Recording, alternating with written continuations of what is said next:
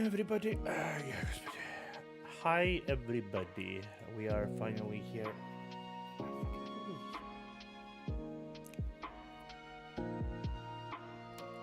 We are finally around. Hello. Sorry for the little wait. I needed to fix all the questions. Oh, the fucking hell! Who the fuck calls me? Like specifically, I told everyone not to call me. Give me a moment.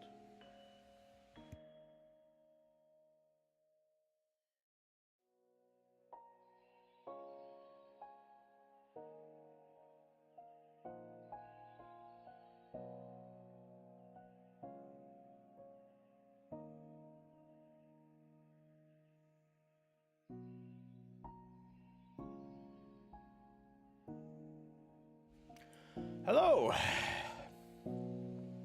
You have plenty of questions you really wanted to ask me, actually. Hi.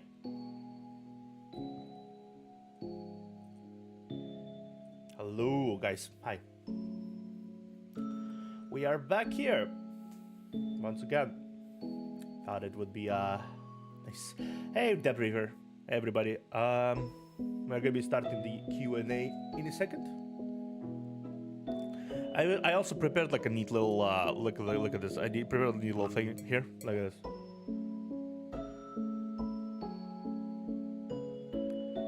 Arcade Archers title. Okay, cool. Hi. I'm gonna add this in a moment. I'm gonna start answering questions that I prepared in advance from people here.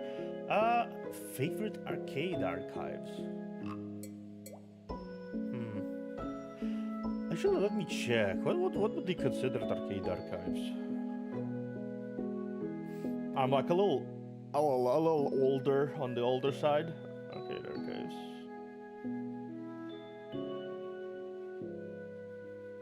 So what is that? Okay, arcade archives. It's an actual thing. I was not aware that it's an actual thing. Okay, cool. I mean, I suppose it is. Yeah.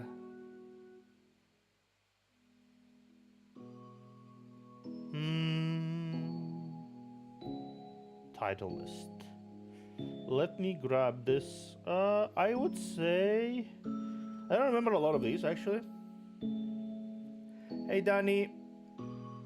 Hey Bami.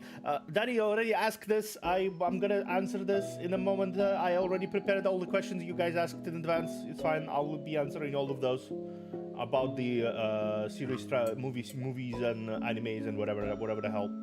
I have a lot of these questions. I have 35 questions from you guys already. So let me actually check real quick. What's the but yeah, hey baby. I guess the I'm gonna be a Russian here. I'm gonna Russian here and say that Tetris. 35, not 85, 35. But yeah, I'm gonna be a Russian here and say Tetris. My most memorable, the game I remember the most about of the arcade is Tetris. Also Double Dragon. Tetris and Double Dragon. I would say a lot of these. Yeah, that makes more sense. You're welcome to ask You're welcome to ask so many questions. Yes, feel free to ask anything that hasn't been asked in questions. Yeah. I love how you made it. You had like a German accent there for a second. That makes a lot of sense. Yeah.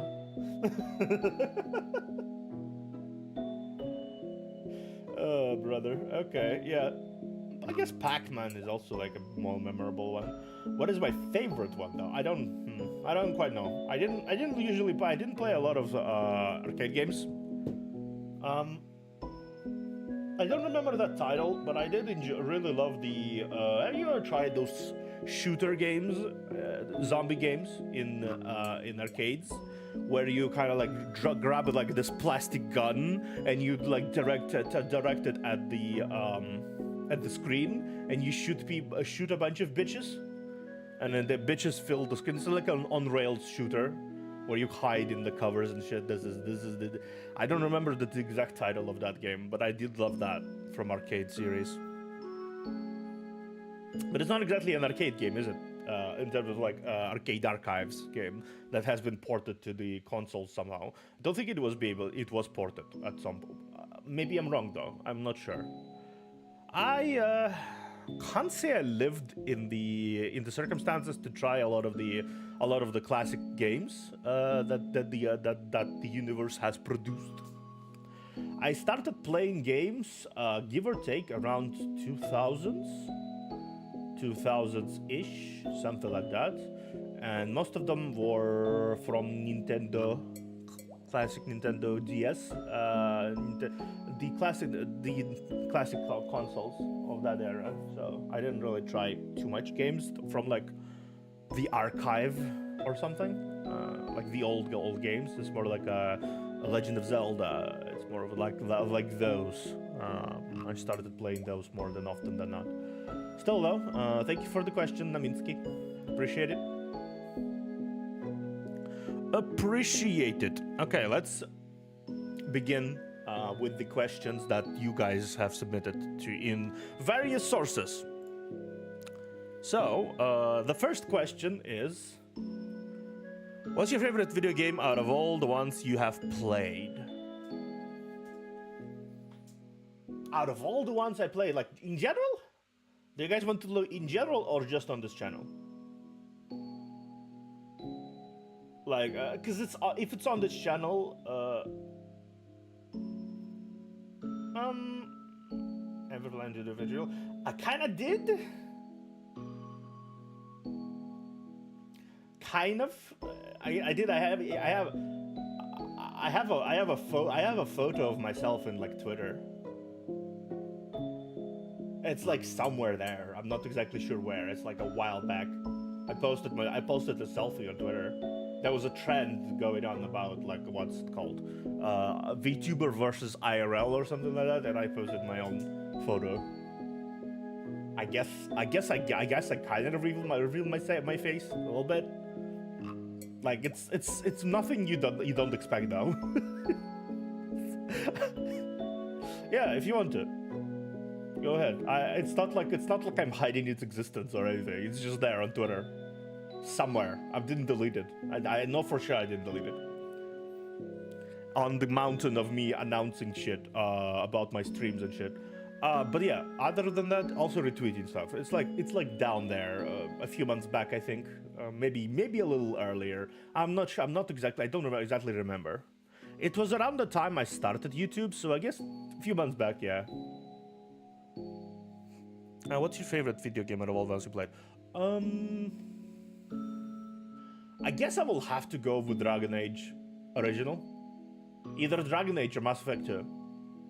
Those are the, I think those are the RPG, oh, hey, for Elemental. But yeah, those are the RPGs that basically defined my tastes in games, I think.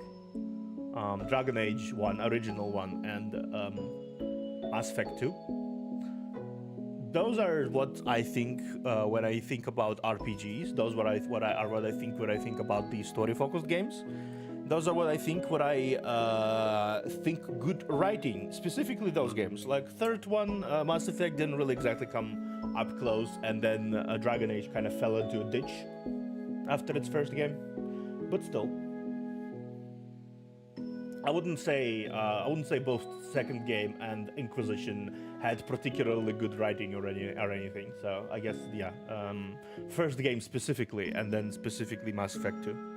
Those two are games that are absolute favorites of mine across the entire world because of how they affected my tastes in games. If we do a bit more recent, I would say I will go a little bit beyond. If my recent taste, I'm gonna be honest, Path to Nowhere has been so far a crowning favorite of mine. Path to Nowhere and like really close behind would be Zdorika. Like those two games, Path to Nowhere and Zdorika. Then after that, it's Honkai Impact because it has been like growing in. It has been growing on me, Honkai Impact. Like before that, I was just kind of vibing with it, but yeah, it has been growing on me. But yeah, out of all the games I'm currently playing, I guess that's the top 3 currently, which is Path to Nowhere, Zdorika, and Honkai Impact.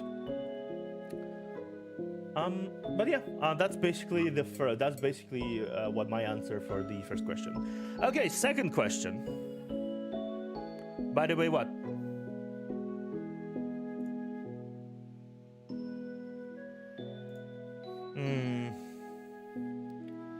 Generic question, but what are some of your favorite movies, books, animes? Huh.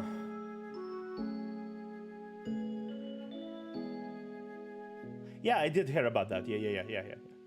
But October 27th. Yeah. It's going to be next day after the release of Reverse 1999. October 26th is where Reverse 1999 comes in, which I'm going to be playing it on this channel. And then we're going to be doing Saturday. We're going to be checking out the anniversary stuff. Probably, yeah. 28th is probably where we're going to be checking out the anniversary stuff. Actually, that's actually pretty handy if it's on 27th, because it's like super close to my to the stream location of the of my usual PT and stuff. Anyway, question. What are some of your favorite movies, books, animes? Books. Okay, books I can answer. Some of my favorite books would include Game of Thrones, like that's the classics one. Game of Thrones, Lord of the Rings. Those are like the classic ones I can remember off the top of my head. Crime and Punishment. Also War and Peace. I love those. What would also my favorite be? Let me actually check the titles. What are the titles in English? I remember some of these books, but I don't remember them in English.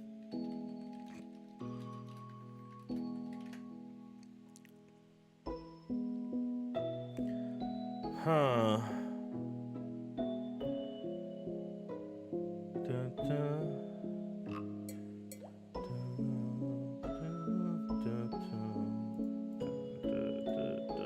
Okay, let me check. What the...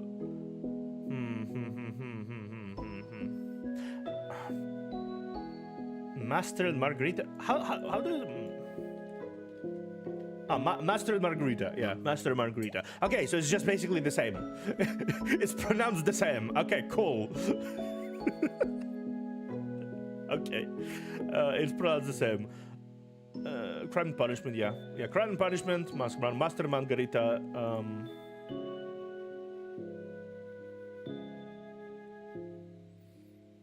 Yeah, Crime and Punishment is very good, yeah.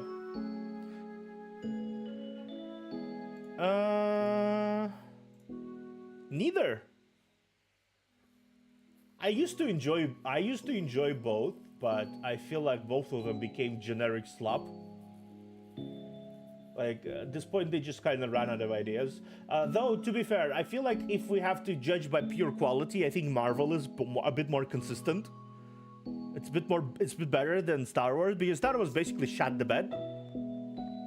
Like, at least Marvel is mediocre. Right? It's mediocre. It's just like, okay, it exists. Star Wars... Like, it has about as much writing consistency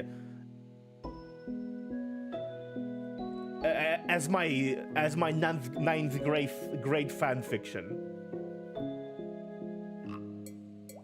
I did.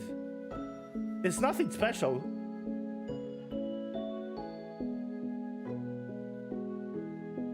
It's just okay. Like, most of the movie is just kind of it's there. I don't remember most of it, actually. Like, I don't remember most of the movie. I just remember the Darth Vader, the Darth Vader scene, which doesn't say much about the movie.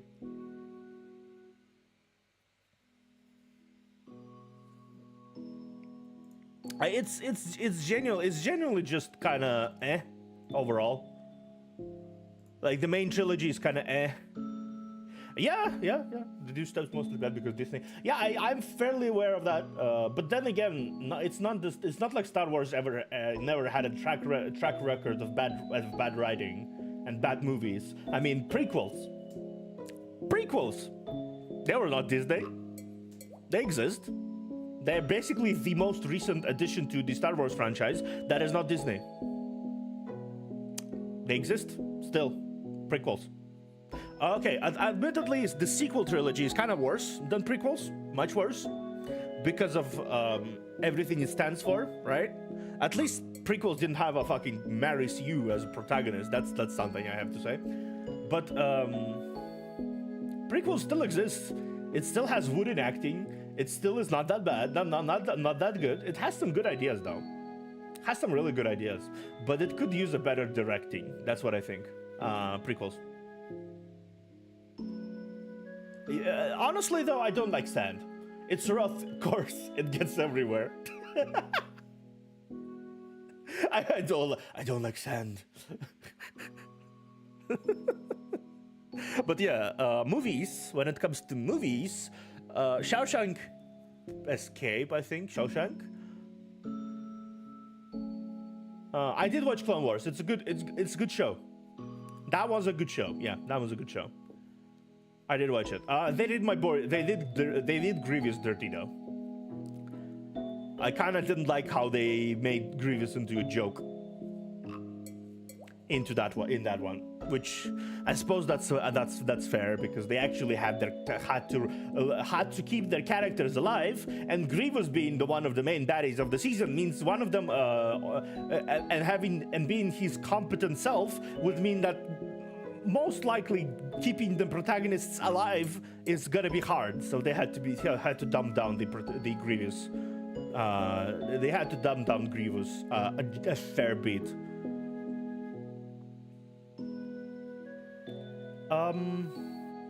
Both.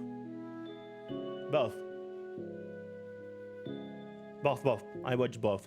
2003, I remember it's like a light. Grievous didn't have enough lightsabers. Yeah, he needed more lightsabers. But yeah, movies. When it comes to movies, Shawshank Redemption. What are the movies that come to mind?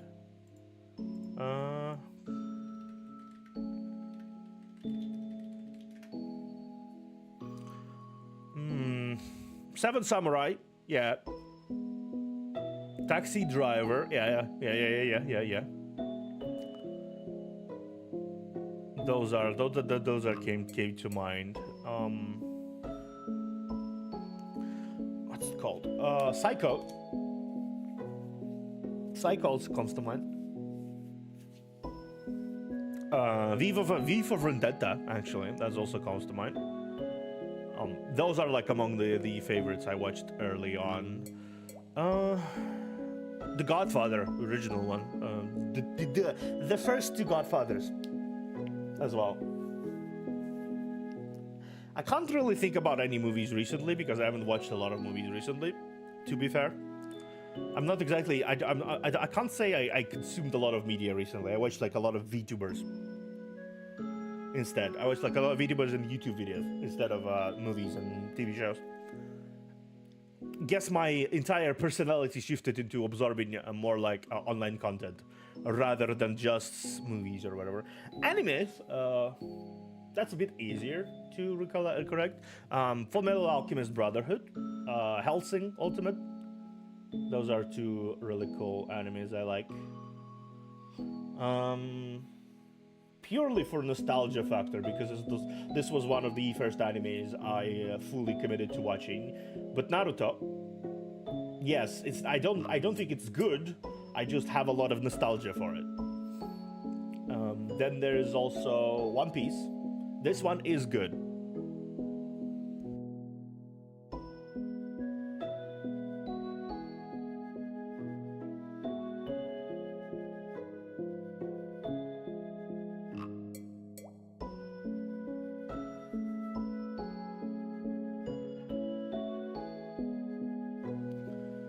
But yeah, Fate Zero, actually. either Fate Zero or something like that. That's what. Need more saber. Need more saber. Need more saber. Need more saber. Need more saber. Yeah. For some reason, I am such a. I have so much fate on my brain right now that I have need more saber, and every time I say need more saber, another version of saber face pops into my brain.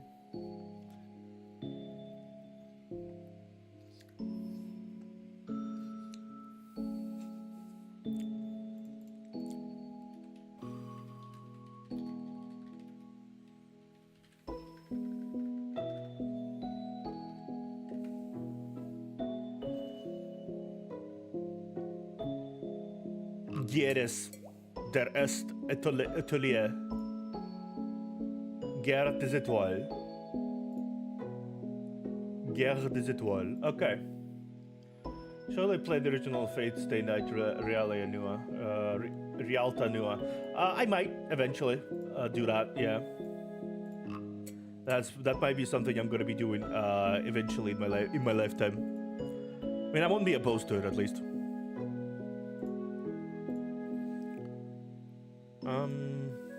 Yeah, I wouldn't be opposed to it, honestly. But yeah, animes, again, Brotherhood, Full Metal Alchemist Brotherhood, Fate Zero, Hellsing Ultimate. Some of the movies I enjoy are Your Name, The Girl Who Ran Back in Time, Paprika. Also, what's it called?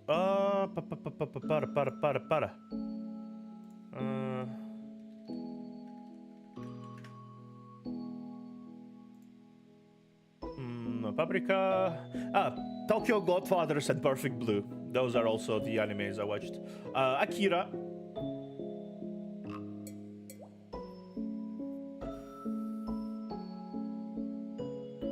Akira as well.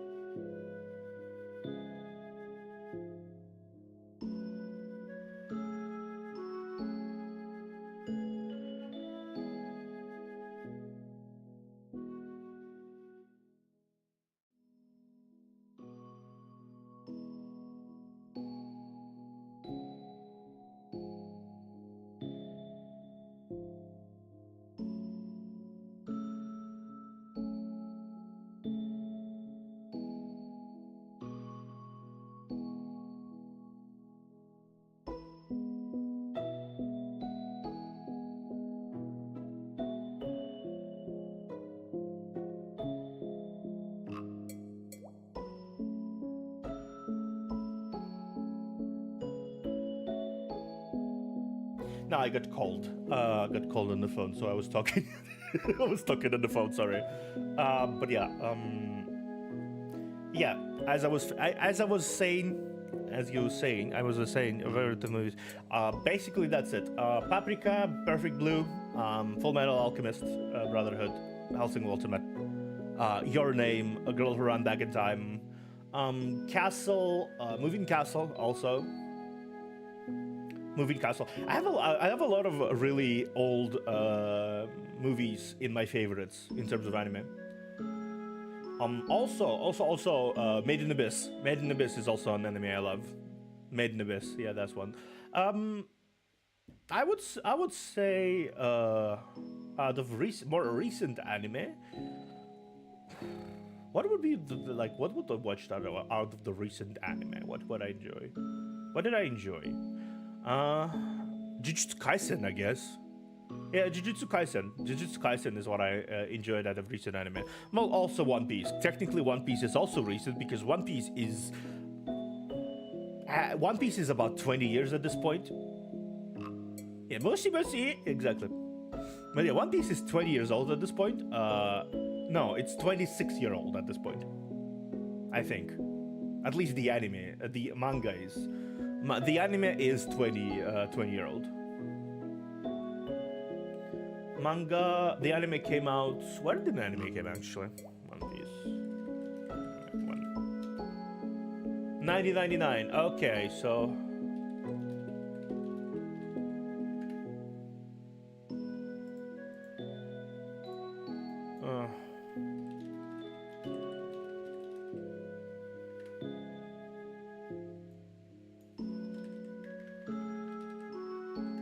When did it start? October 20. Let me actually check. How much time has passed since then? 1999. It's been about 24 years, yeah. About 24 years since the anime came out. Almost 24 years, yeah. It's gonna be 24 years next month, actually. Since One Piece came out, the anime version. Manga came out like 2 years before that, 2 or 3 years before that. Don't remember. I don't remember directly when it came out. Is it either 2 years or 3 years up before that? I do remember buying the first issue of it though. Over here, I do remember buying. I was a little fucker. I was a little fucker who was getting into manga, and I bought the first issue that came out here. Printed for the first time in the end of 90s or something like that. It took about a month for it to get shipped. And I was really happy about it. I wish I could say that Berserk is my favorite anime, but no, Berserk is not my favorite anime because Berserk never got a good anime. Berserk is just Berserk is a great manga though.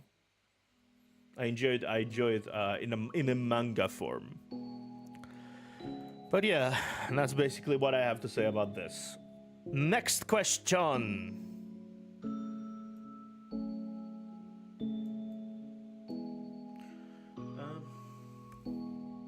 Let me actually open this. I'm gonna open the questions in the background because I don't. So far, are you happy with how your channel VTuber career is going? Do you think becoming VTuber was a good choice for you?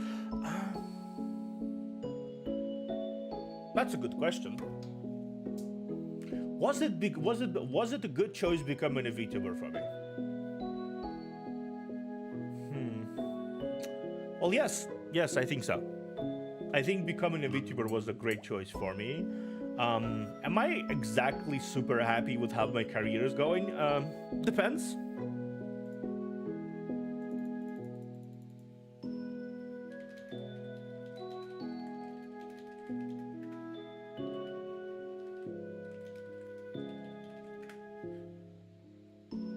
But yeah, it depends.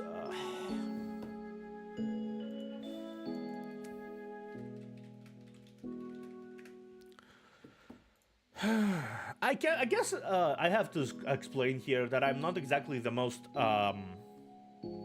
accepting person out there.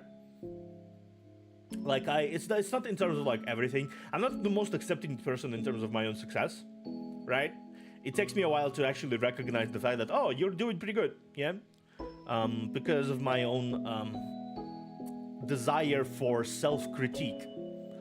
I don't exactly stop until I'm doing good, right? I'm actually needing to be convinced by others that I'm doing decent, right? Because it's like I could be doing better, I could be doing better, I could be doing better, you know? That's basically all the time. That is the phrase that it's always on my mind. That I could be doing better. What exactly I could be doing better? I fucking don't know at this point. Because I already went through a lot of stuff. And I changed a lot of things, and I interacted with a lot of different concepts and ideas. What exactly could I be doing better? Who the fuck knows at this point? But I could be doing better. So am I happy? No, not really. Is this a good thing? Probably not.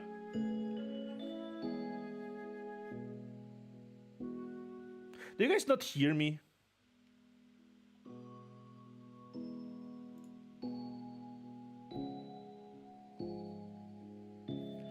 could this cut? Okay. Do you guys not hear me? Like, is that? Yeah, we can. Okay, cool. Yeah, I was just like getting a little worried that I forgot to unmute myself or something, and you missed my entire rant here. Still though, that's basically how I feel. Was it the bad decision to become a VTuber? No, it wasn't. I think it wasn't. I think it was a great decision actually. But yeah, I look forward to the time where I can actually look at myself and go, yeah, I'm famous. Yeah, good. I did good. I'm doing good. Like, it's not gonna be like, oh, I could be better, right? I'm gonna be good, but I could be better. Right now, it's just I could be better. I don't have the I'm doing good kind of in my brain, which is, I mean, it's a good thing and a bad thing at the same time. Yeah, currently late here. Here, might watch the VOD anyway. Congrats to you. Yeah. Hey Leha. Hey Kaira. Don't worry about it.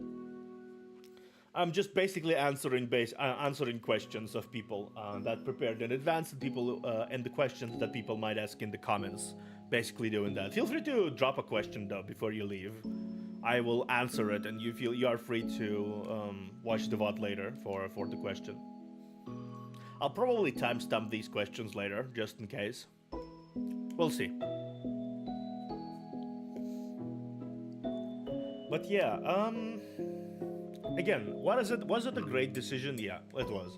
I think I haven't regretted it once, but I don't think I don't think I'm in the mindset to call myself successful quite yet, or be satisfied with my career. One thing I want to say before I drop this question, another aspect. Are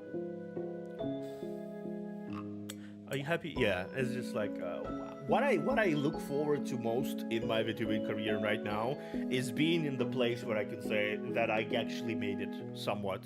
Even though I could be better, I actually made it. Now, I don't think I am in that place yet. At least I don't think so. Other people might disagree, but I don't think I do think I am. Yeah, the thing about the VTubing is that difficult to experiment with content from what I can understand. Experimentation is the best way to gain followers and go viral. Depends. It depends, really. It depends on what you do, right? It depends entirely on what you do with your stuff, with your content. Experimentation is not always the exact process, the exact goal here, because sometimes if it ain't broken, don't fix it, right? There's still type of content that I feel like are very widespread, very much normal. Say streaming, like we're doing right now. We're doing the chatting stream. That's basically the most widespread type of content a VTuber can do. And people follow them anyway, right? Even though like a lot of the bigger VTubers I see, they just basically watch TikToks all day. That's basically all they do. And that's fine, right? It's just like, it's not exactly experimental or exciting. It's just them talking with their chat, watching TikToks the entire day. Or something like that. TikToks or whatever. I don't think a lot of big VTubers even play games these days. It's just they're at this point of level of following that they don't even need to make content. The chat makes content for them at this point. The chat just creates content for them at this point. It's actually kind of nice to be in that place where you have so much chat interaction that you might as well call it content at this point, you know? But now, but it's not. They're still growing, right? So it's definitely not always the case with like experimentation and differentiation, because people will still watch it. If they like you, they will still watch it regardless. They will watch reaction videos. They will watch all this kind of stuff. They actually kind of enjoy the simpler content of it every so often. Chat is the content, exactly. Yeah. When you start out, I feel like there is a certain threshold at the start. Could you share some of your favorite moments and memories from your streaming journey, and how about you, graphics content creator? Oh, cool. Thank you. I will answer that in a second. I think shorts is where every VTuber is trying to gain viewers and followers, and right now is following the in shorts formula, using the funny Japanese clip art and making.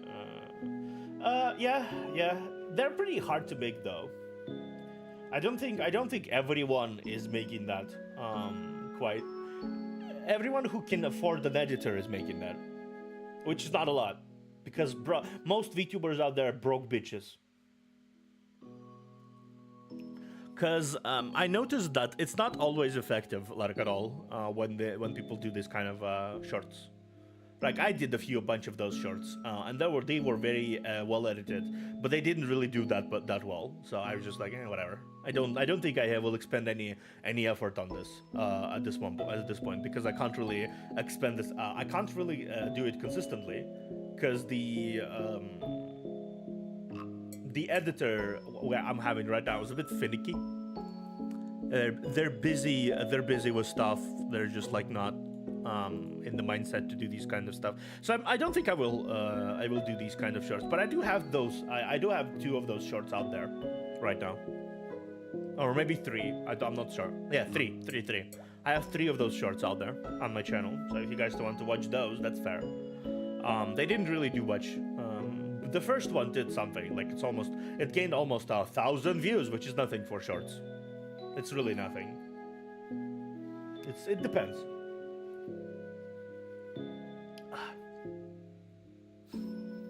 Could you share some of your favorite moments and memories from your streaming journey and how they affected your growth as content creator? I will temporarily turn this off to answer this question. Favorite moments. I guess when it comes to my favorite moments, I feel like I need to tell a few stories here. Okay, let's tell a few stories here. So first of all, about a year or so ago, more than a year at this point, like a year, 2 months ago at this point, at the start of my VTubing career, about the start, yeah, I was in that moment where I didn't even have a model, actually. I didn't even have a model at this point.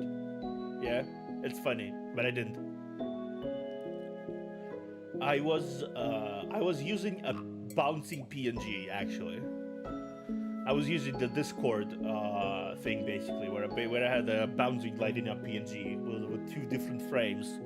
No, it wasn't even 2 different frames. I didn't even have a speech frame. It was just a bouncing PNG that didn't even have any speech frame or anything. It just existed, right? It just existed. And I used to play different variety of games. I used to react to stuff. I used to do a lot of various content. Oh, yeah, I'm very aware of that. Yeah, and I used to do a lot of various content. I used to do Yu-Gi-Oh! Actually a lot. Yu-Gi-Oh! Master Duel. It was one of the first games I played, Master Duel. Actually, let me show you something. A remnant of that era. I haven't played card games in a long fucking time, but let me show you a remnant of that era. This is the remnant of that era. I still have it. Like it's not a toggle I'm losing, but I still have it. It's just like at this point it's something I haven't used in a long while. But yeah, I have this. Duel.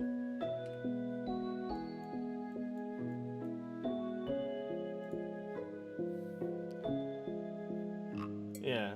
Oh, found you. Yeah. Oh yeah. Oh, good you had this. Yeah, I have this. Yeah, Leha.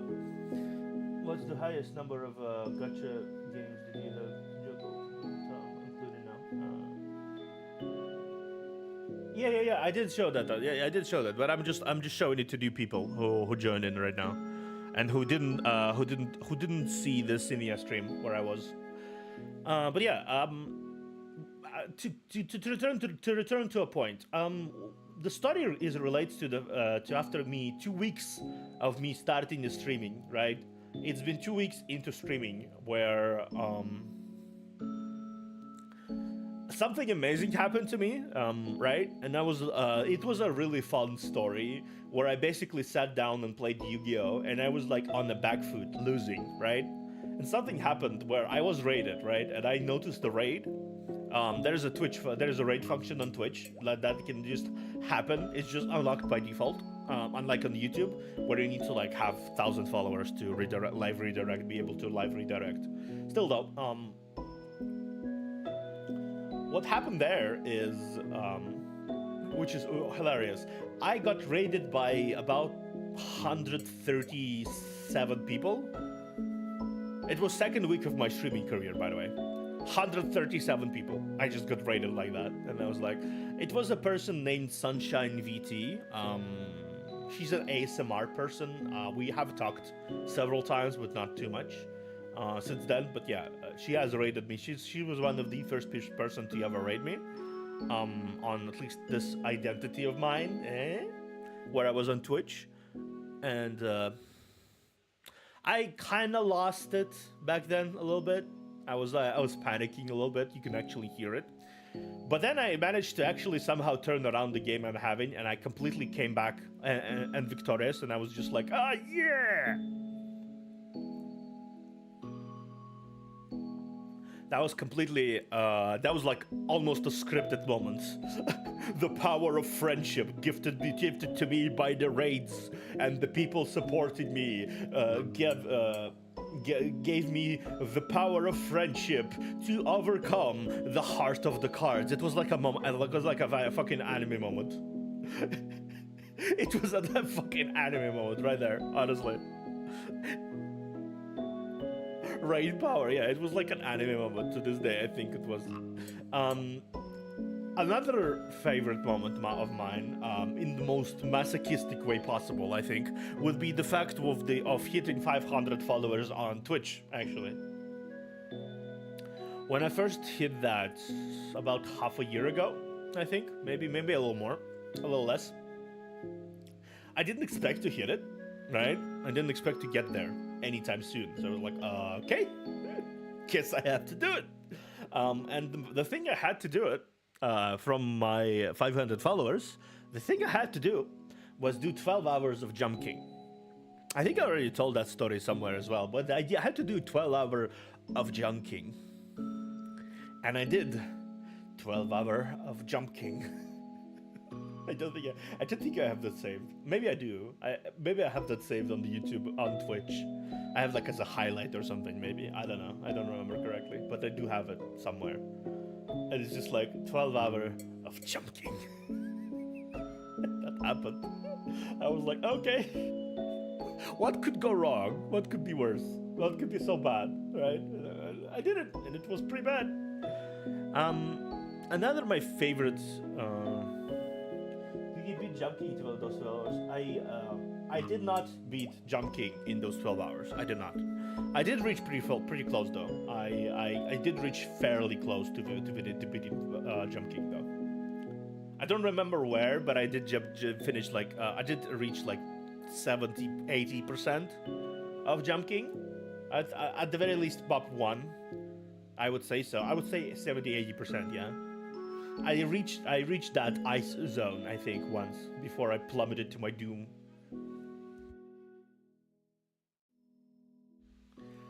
I reached like the ice area before I plummeted to my doom. Another moment of my streaming career I can recall was my donathon, actually. Yeah, donathon. I had a donathon at the start of the year, 2023. December 2023. No, not December. January 2023. Yeah, January 2023. It was a long one, actually. I ended up spending 2 weeks on it or something like that. On the donathon. It was kind of in and out, to be fair, because funky thing happened. But on Twitch, my connection completely shat its bed on Twitch.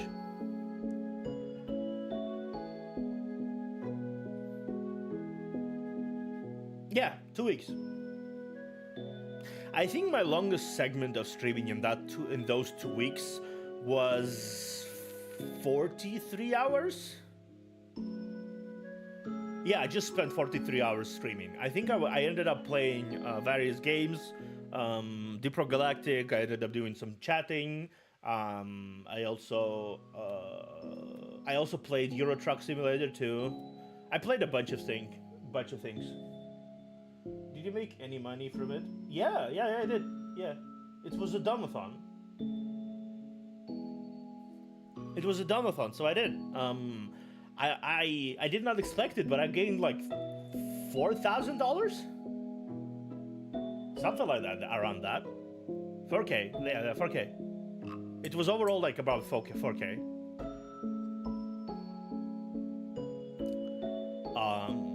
Safe to say, much alcohol was consumed because I had a punishment wheel. I had a punishment wheel for every $50.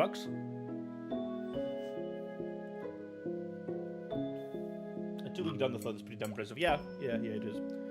I had a punishment wheel back then for that included 10 sit-ups, 10 push-ups, 10 something, a shot of pilk, a shot of whiskey, a shot of something else, a shot of vodka, I think, a shot of something else. I just had a punishment wheel, and I spun that motherfucker. I spun that motherfucker hard, a lot, because it was like 4K. You're already rolling. You're already rolling in dough, right? Of course, the punishment wheel never misses. Yeah.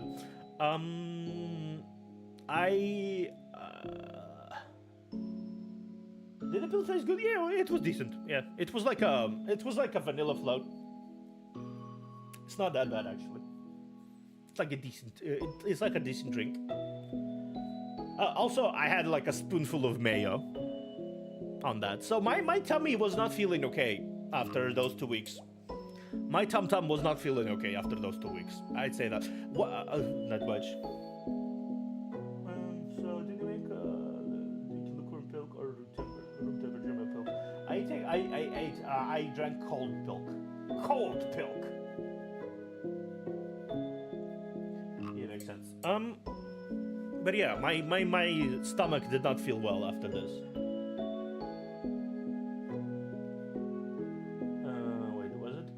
A spoonful of mayo.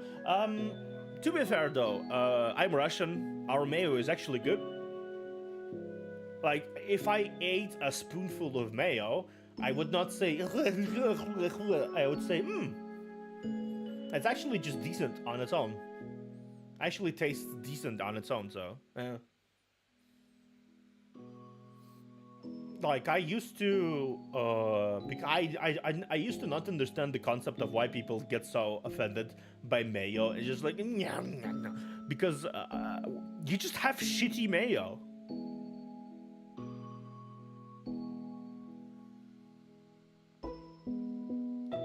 Oh, Russian mayo is also good. Never mind.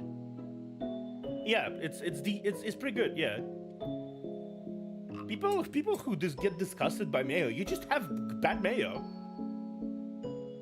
That's basically it. That's basically all I have to say to that. American mayonnaise is good for one thing, and that's a spread. I suppose so. Yeah. To be fair, same is American chocolate too.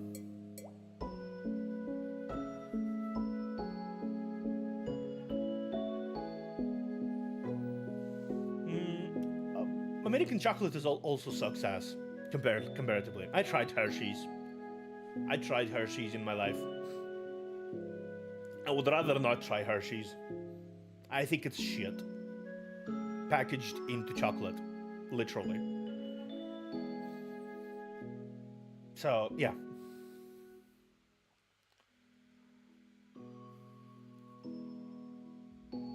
That's all I have to say about that. But yeah, how this all affected my content creation journey, I think a lot of these things I did in my time as a content creator, they actually made me learn what exactly I enjoy in terms of creating content, right?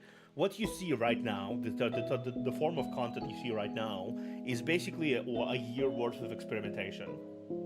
What stuck, what people enjoy, what I enjoy, what people love, what I like doing, what I don't like doing, what I think is good for my channel, what I think is bad for my channel.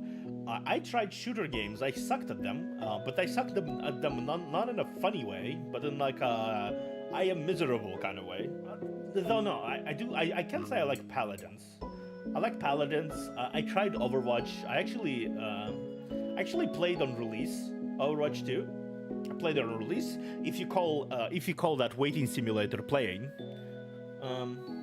you've been all sorts of places with content creation. Yeah, I've been there.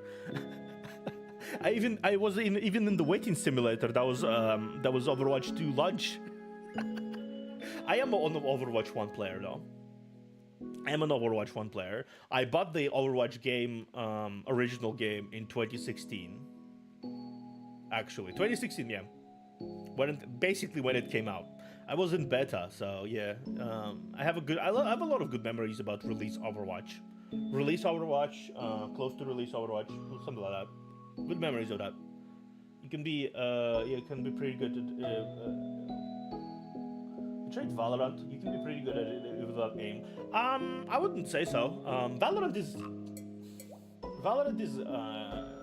exhausting for me.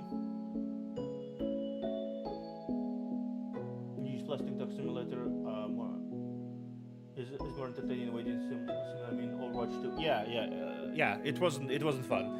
So let me tell you a story of how my Overwatch 2 career started. So me and a friend of mine, Luna Dabintu, we were sitting in the room because we wanted to play Overwatch 2. And then what happened is, I got through the queue, waiting for entering, and then the queue reset. Then I got through the queue, then waited with the queue a little bit, and then it reset. No, I'm jokingly say it as a career. Of course I didn't have a fucking career, I'm not a pro player. The only pro player career I had is a minor league Smash and League and League of Legends. I participated in some World League tournaments, and I also won a few Smash tournaments over here, like small ones, local ones. I did win those. So I guess you could count me as a minor league pro player. In some cases, right?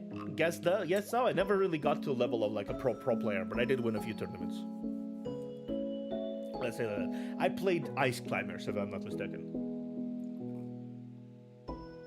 when I won. League of Smash, nice. Legends, death for you. Death for me. Yeah, I did play. I admit,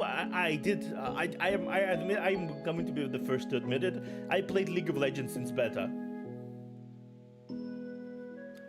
I played League of Legends since 2009. I don't have a life. I don't have a soul. I don't have anything. Hell yeah, Climber's fun. I play League of Legends since season 2. What is wrong with you? Everything is wrong with me. I'm a VTuber. A lot of things is wrong with me. I'm a VTuber content creator. That is a lot of suffering. Yeah, that is a lot of suffering. Yeah. I don't have a soul anymore. Like my soul has been lost to ages. But yeah, overall, I think all that kind of influenced me in a content creation sense, in terms of like bringing me to understand what it is I enjoy about content. I enjoy chatting. I enjoy reacting to things. I enjoy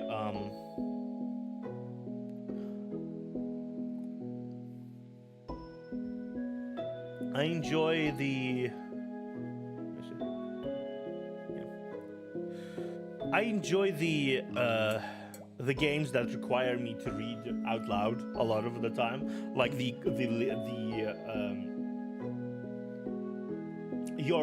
gacha games have been basically my favorite thing. You know what actually earned me on the path of the gacha game, and what actually led me to become a YouTube VTuber in the end, and drop Twitch?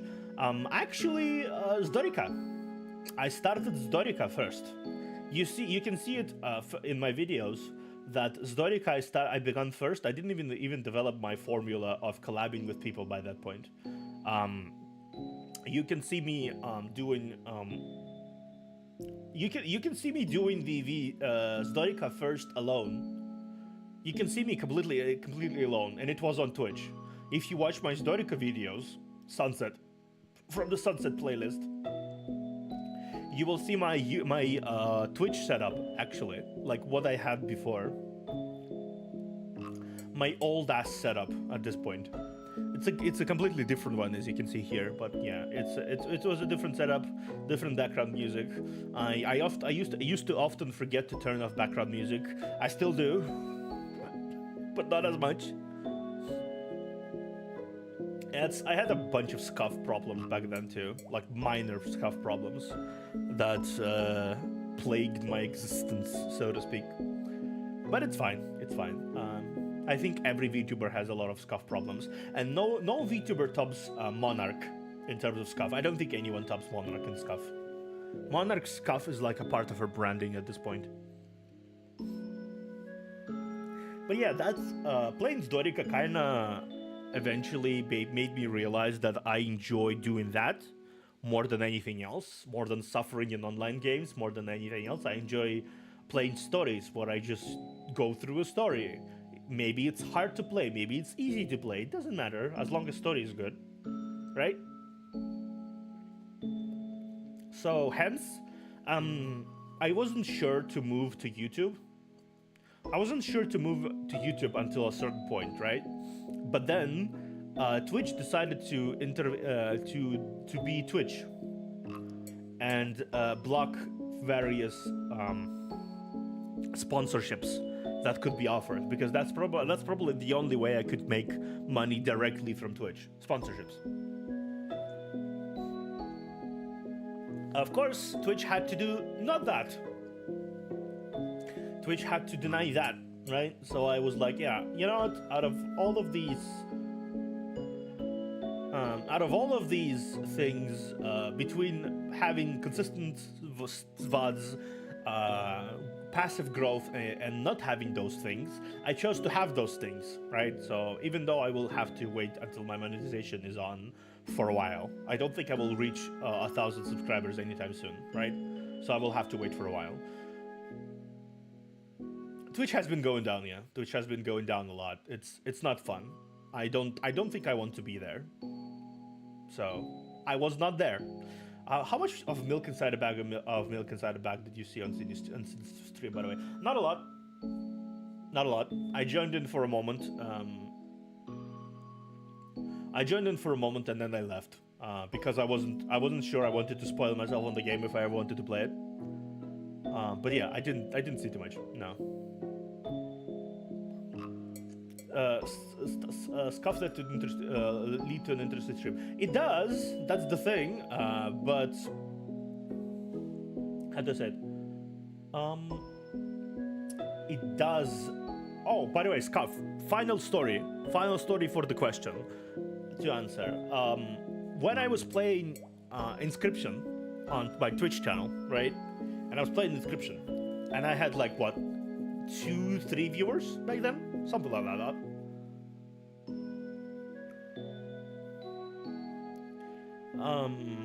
It was probably two viewers consistently I had about that.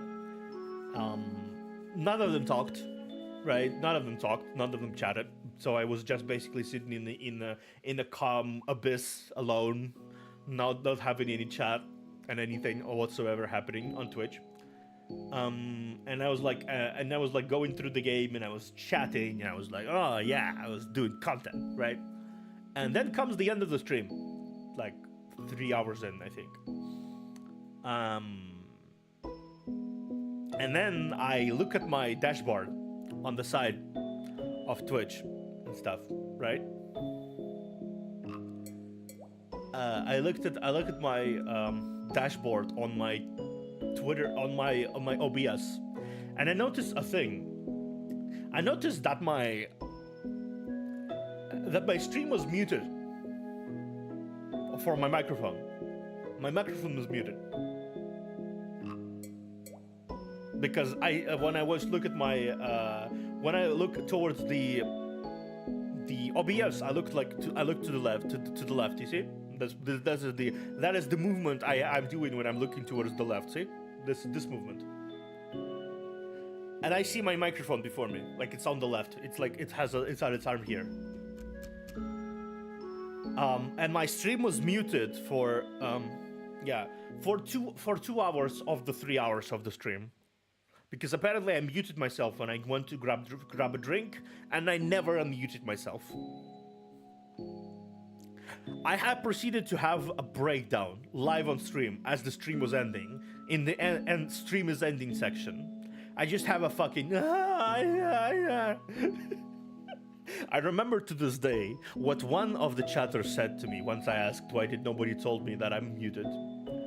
I thought you were in concentrated gamer mode.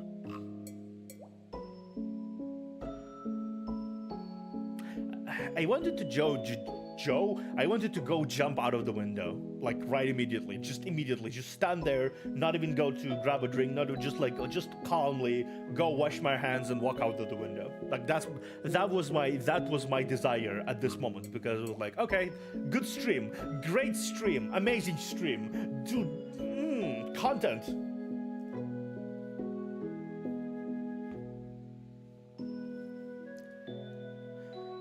I think the worst part is that they couldn't even see that my mouth was moving, because I was like, or not, because I was with my PNG form. Yeah, we all made mistakes, it's fine. But I was in my PNG form, so nobody saw that I was moving my mouth. So people honestly thought that I was...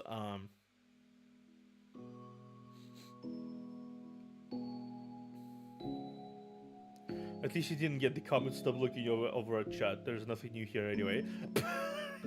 Oh yeah. Nobody actually told me that. Nobody actually told me that. I'm pretty sure nobody did. I would fucking ban them if they did, cause my feelings are hurt. My feelings would get hurt over that. That's for damn sure. Still though, a lot of these things did make me learn. A lot of these things make me understand what I want out of content creation, and all these things kind of made me understand what my optimal lifestyle as a content creator is, which is what you see now.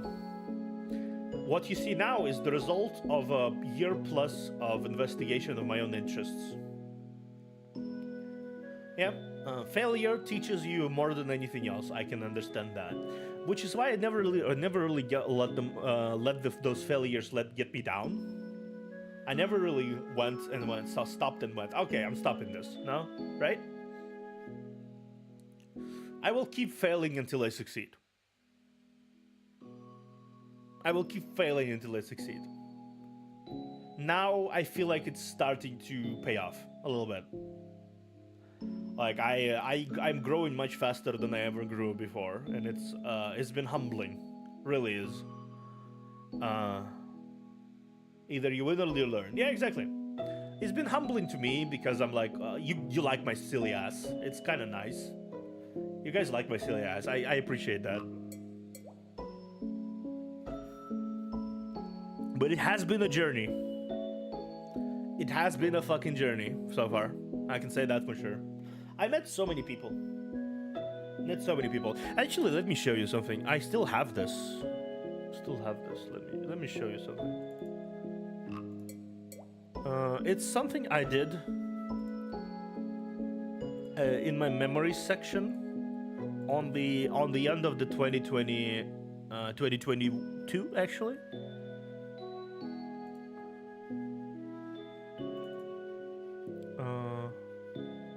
There it is.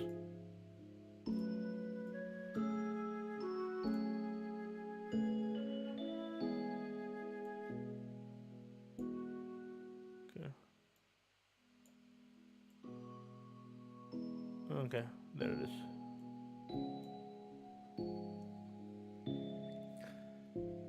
Yeah, I did this collage. These are all the people that I met through various means on YouTube, on Twitch. These are all the people. You see my rigger, you see my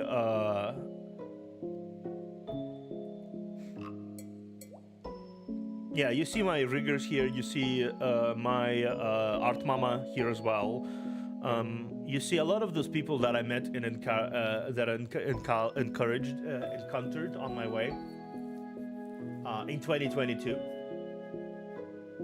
Junk, Aya. There's a lot of people here. A lot of people here that yeah, I had a minor interaction with Porcelain.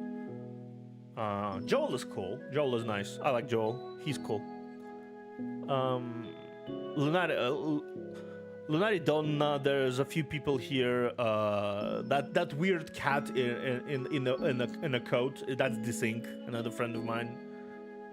I met a bunch of people. Yeah, like these are all the people I met in various capacity, or they somehow inspired me to do stuff. Hey, Morax.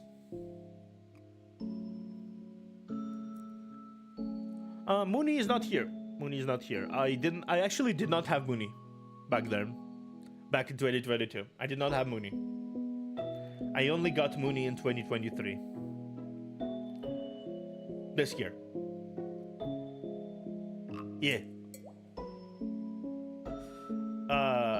I only gave existence to Mooney recently.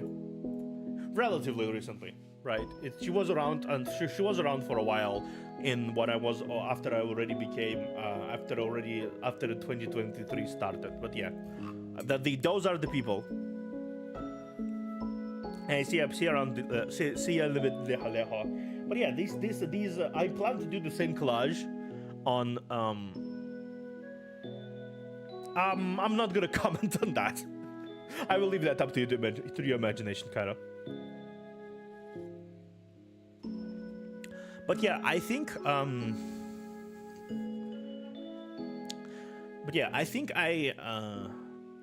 it called? How do I say it?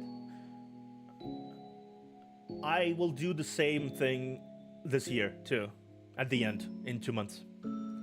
I will do the same collage for people I met this year. I will do the same collage in my imagination this year. Of collage, I'm gonna make a collage of VTubers I met this year. Of course, Nia is gonna be there. Of course, fucking Neos is gonna be there. These are the friends I met. These are one of the best friends I met in this year. Croco is gonna be there as well. There's gonna be a few new faces there. Some old faces will phase out though. I don't really talk with them anymore. I don't really interact with them anymore. We'll see. Maybe there will be a much tighter cast this year. I will talk with various people around the place who I talked with, and ask them for a PNG and see what happens.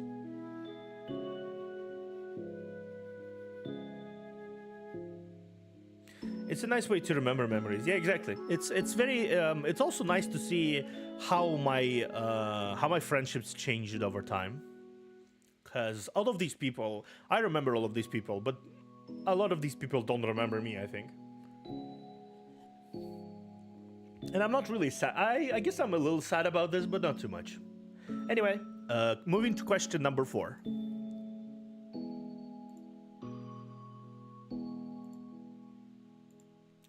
What did you... Oh, fucking 12. Why is it 12? Hey, hey, hey, hey.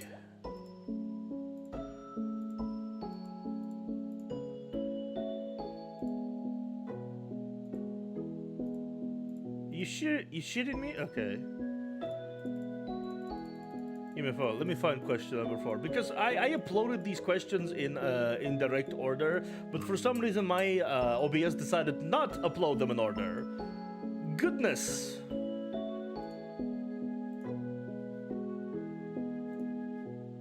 One, 2, 3, 12. Thank you. Fuck you. Oh, okay. Let me. I will have to do it directly then. Sure.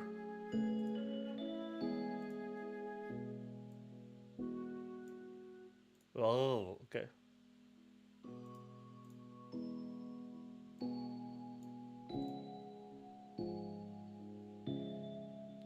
So it actually is in order.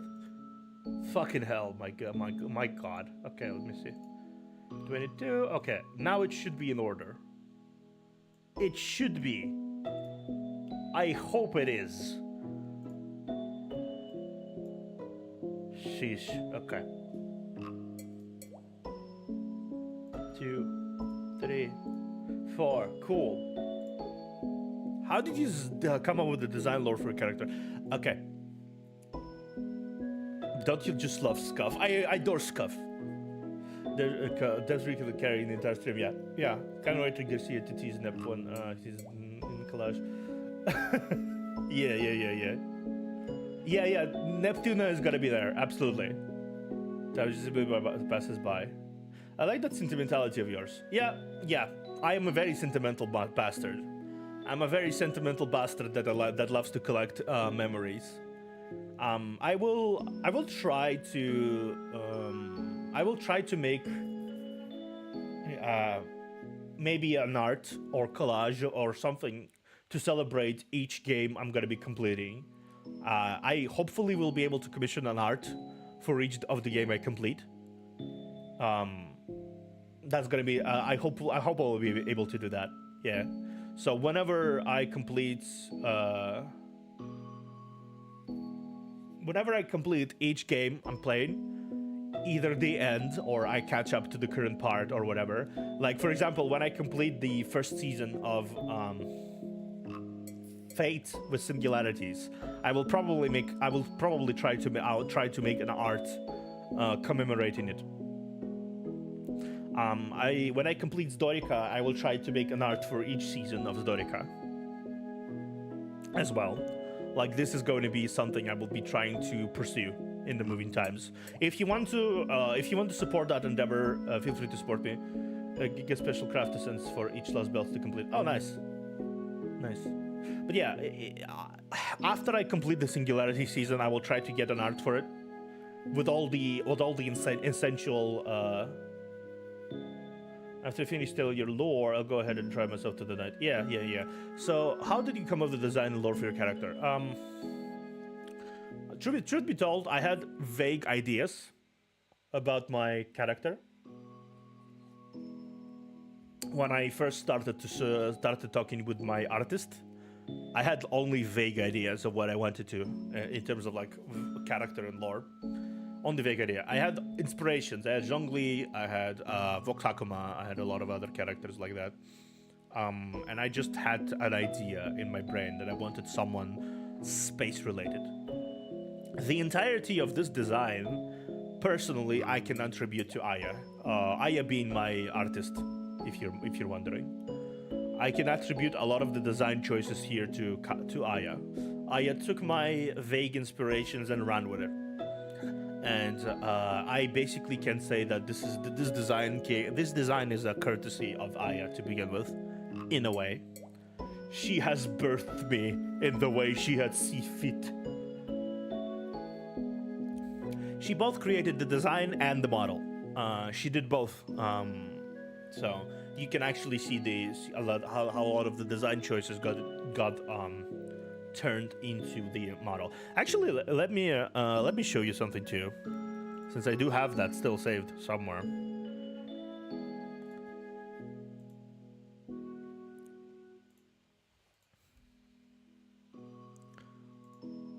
Okay, let me actually show you something. Where is it? Editing bay. Yeah, it's somewhere here. No, that's Zero's editing bay. Nandisco. Okay, there it is. There it is. I'm gonna show you the first sketch of my VTuber ever.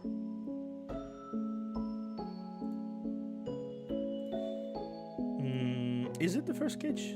At least one of the first sketches.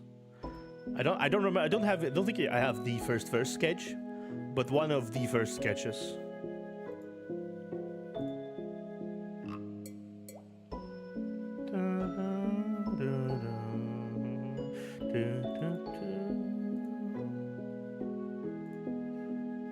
There it is. This is one of the first sketches of the model I got. All hail Alma, oil hail Amama, yeah. But this is one of the first sketches I got of the model, of the design. This happened about several days into conversation, actually. This was a week into our conversation with Aya. Yeah, this is the first like sketchy design choice. I was choosing between red highlights and purple highlights, as you can see here. You see red highlights on one and purple highlights on the other. Ultimately, in the end, I chose purple highlights. Though you could have had red observer, but I had more purple. I have more purple now than I have. Well, then I have red. Obviously, this whole thing came into the full design, which is this. The full model, which is this. This is sort of somewhat the full model that came to be because of it. Also, a sleeve moves up. See, as you can see, the sleeve is moving up when I do the thing. It's this is the full design that came out of that whole situation. It's fairly complicated. I'd say the cape is a little too much, I think, sometimes. But I do like it. It's just something. There's something beautiful about the long ass sleeves. You know, it's nice. I don't use most of the time since also I can do that. Actually, let me vibe with short hair for a while.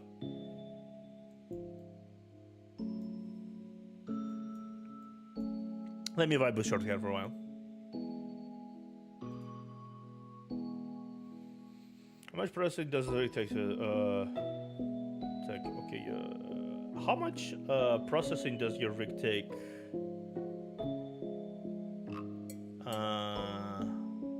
How does processing my rig take? What do you mean? In terms of what? Processing?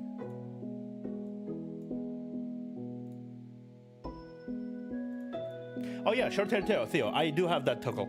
I don't think I ever showed it before, but I do have that. No, I did show it before on Croco stream. I forgot power for a computer. Power. Doesn't take much, no, not really. VTube Studio is not exactly like a complicated program to run. It's especially less since I installed the extension called Spout 2, so you don't even need to waste too much effort, too much memory data on translating your model into the.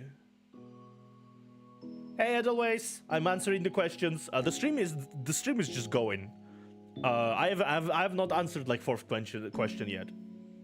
Yeah, it really is not that hard to stream on computer, especially if you have a phone setup. If you have a phone setup, your model will be using your phone resources because you will use your phone to track instead of anything else. So it will be spending even less resources. That's why a lot of the Hololive girls, when they start off, they start off with completely potato PC, like completely potato PCs. There is no computing power in their PCs whatsoever. They only buy decent PCs later, but they crash all the time. They don't have really good processing power. They don't have much resources. A lot of the big VTubers who start off in agencies, they don't have the resources to have the big machines, so to speak. And even the big machines don't always work perfectly. And the lore kind of came into itself after I was done with the model. I thought librarian immediately when I saw it. I thought librarian, the ancient librarian, trapped in a forgotten place. I honestly want to learn rigging for models actually left today, but don't have the laptop or a decent computer. You don't need a decent computer, but the laptop is needed. Yeah, the laptop is needed because the files tend to be very heavy. God, I used to get so many ads for those on those phone VTuber sites. What was it? Irium, yeah, Irium. Yeah, I know Irium. I was there too. Irium is kind of meh. I don't like Irium, but yeah. The lore for the ancient librarian that guards this grand collection of knowledge. It sort of came to me on its own. I still don't have full details ironed out to this day because I kind of want to do a lore video at some point. But yeah. Yeah, basically that's it. Really fits with the design for a librarian, makes sense. Yep. The name is actually something I came out recently. Before that, I was just the observer. I was just the observer. There was no Theo. There was no Theodore. There was nothing of that. I was just the observer. But eventually I thought about to myself, like, how would people call me? What, the observer? The observer, observer. It was just like, it doesn't feel personal, you know? So I took a nickname that people gave me over time because my name was written on Twitch like this. The Ox Observer, like this. See? Like this. It was written like this, my name. So some people couldn't read it on first try.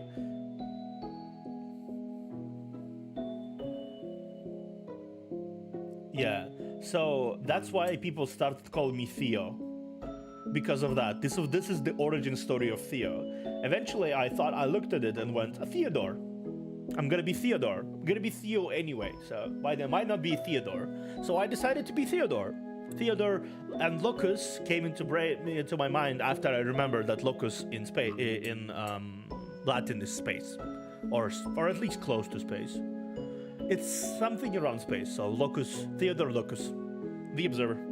That's how it came to be. I mean, it's using my resources to create something memorable. So I guess my name is memorable. I think so.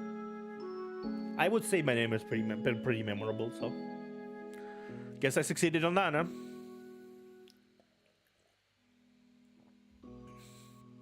huh? Okay, next question. Oh, that's a long one. How do you usually decide on which games to stream? I know you did some polls recently, but I don't think all the games you stream were from polls. I'm very glad you picked the Counterside and Path to Nowhere. Both of them are really underrated and have an amazing story. How do I pick games?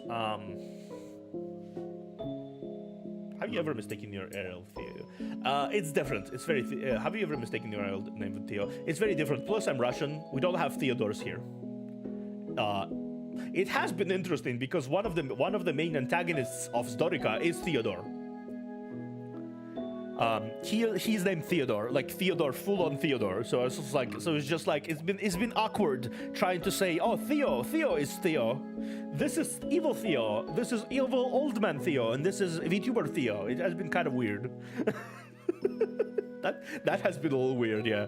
But yeah, to answer the question how I choose my games, I guess I have a list currently. I have a list of games that I always wanted to play, and I always wanted to try to look into, that I was recommended or otherwise seen the parts of, right? Let me even pull it up. Like, I have a big notepad saying games to look into, right? Like, if I look at this, I see a bunch of games here. Some came out, some didn't come out, some didn't come out. So these are the games that will come out later. So I have here Girls Frontline 2, Exilium. I have Reverse 1999. I have Arcanite's Endfield. I have Zenless Zone Zero. I have Etheria Restart. I have Aster Tatarkis. I have Wuthering Waves and Breakers and Love the World. This is the notepad. Yeah, let me show you this. Can I even show this? Is it like a text file or something? Can I even show? I know. I guess it's more like a screen capture. Yeah, it's window capture. So let me do that.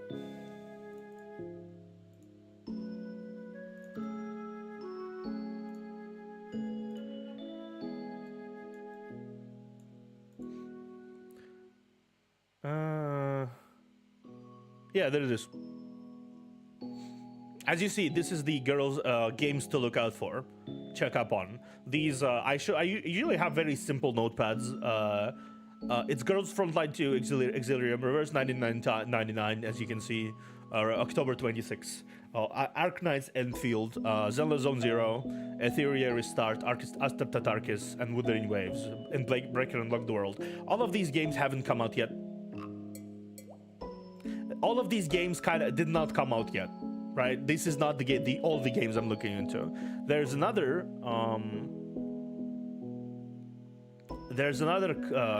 what was it? Either active project or something. Where was it? Where was it? Let me see.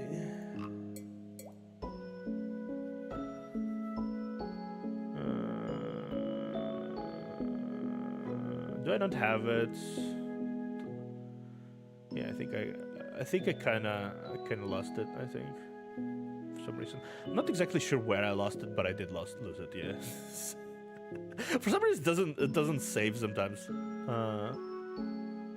Yeah, it doesn't save sometimes. But yeah, these are the general games I'm looking for. Well, other than that, I would say the games I look forward to are 13 Sentinels, Guardian Tales. What else?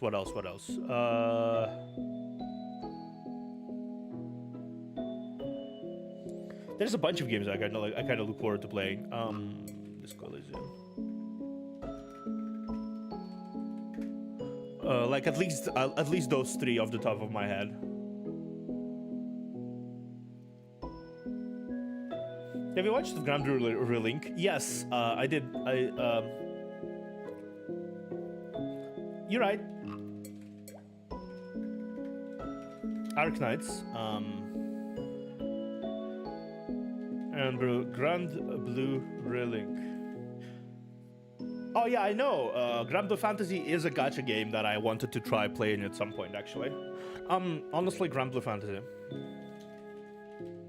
If I get it to play here somehow, I could play it. Yeah. These are the games I'm kind of look forward to. Also very hype for Vua, considering we played PGR since day one. My potato foot can't handle it anymore.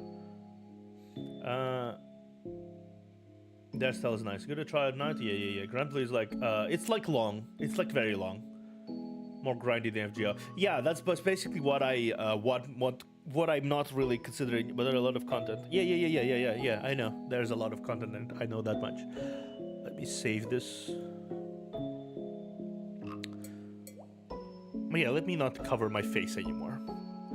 To answer everything, I check my why is clock not working? Jesus. My clock did not work for some reason. Okay, where is it?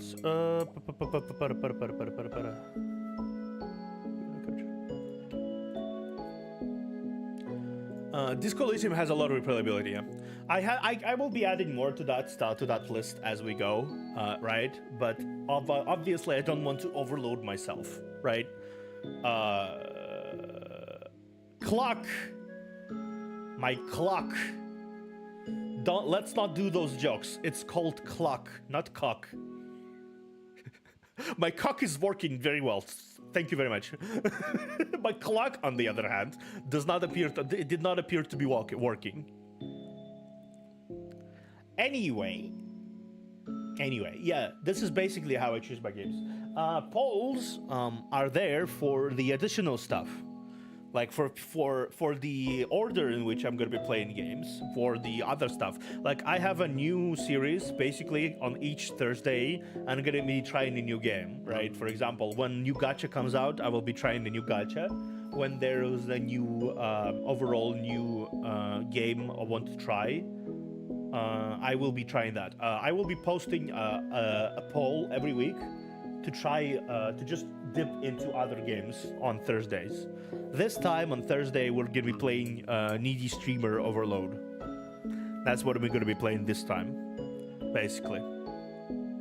Next week is gonna be something else. Maybe Muse Dash, maybe something else. Depends on what you guys want. But that's basically the answer to that question. Moving on. What are some of your favorite VTubers? Maybe some that inspired you to become one. Favorite VTubers. I think these are your questions, Edelweiss. Maybe someone else. I'm gonna for an hour. I did 4 questions. Also, what we'll be watching? We don't know what we'll be watching for a video night. We will be not. It's not a video night. It's a movie night. I already posted a whole topic. Yeah, that's your question. Otherwise, I already posted a topic in my Discord for you to drop recommendations for movies. Because, I kind of want recommendations for movies. I already have I Want to Eat Your Pancreas there, and I already have Puss in Boots Last Wish. So it's either going to be one of those or whatever else people will suggest. Yeah. Anthony. But yeah, what are my favorite VTubers? Good question. Good question. If I have to choose among the indie VTubers, let's start with indies, okay? Because I know a lot of VTubers. Anime movies are options, yes. Anime movies, as long as they are movies. Because I would like to watch a movie, not an anime TV series. But yeah, hey, Anthony. Okay, what was I saying? Okay, yeah.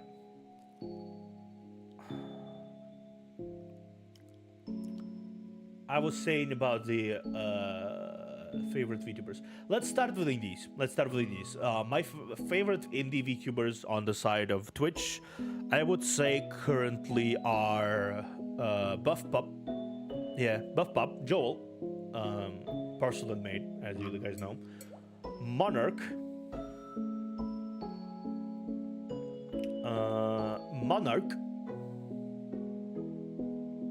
Hey, good night, Cairo. Good night. But yeah, Monarch. Who else comes to mind in terms of indies? I guess Takahata 101. He's pretty good. That's basically the VTubers that come to mind. Can't believe the choices. Yeah. These are VTubers that come to mind. Lunari is cool too, I guess. No, I'm joking. She's cool. She's a cool friend, yeah. But yeah. Leaflet, also Leaflet. I love Leaflet. That her love. Leaflet and Artemis of the Blue. Those are my choices in terms of like indies. In terms of corporate, I would say Belman Banderas. I would say Chima Machita. I would say Kagami. Yeah, Kagami. I can't say I like too much people on the Ian side, but Selen is also someone I like. I would also want to collab with Selen at some point in time. Would be wonderful if I could collab with Selen. Out of recent ones, I'd say a favorite one would be Firsona as well. Also indie. She's a cool bean, and I like her content. Don't tell her, but I love Kuroko too. I watch her stuff quietly. Don't tell her. Don't tell her. She's gonna be smug about it if you tell her.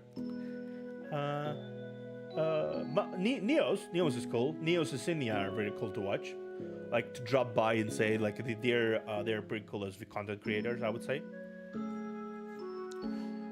What inspired me to become a VTuber? I think who inspired me to become a VTuber is a long story, but it's kind of like a combined effort of several people. In 2016, and I started watching VTubers in 2016. Oh no, Anthony, I'm asking you, nobody to tell her because we know each other personally. I have a whole ass clip with her, flirting with her on my channel. 2 clips actually, flirting with her on my channel. So, So that's what I'm saying. Don't tell her to tell that, because she's gonna be very smug. Yeah, Crow is nice. I love Crow. She's a bit of a bottom though, but she's very easy to tease. I like it.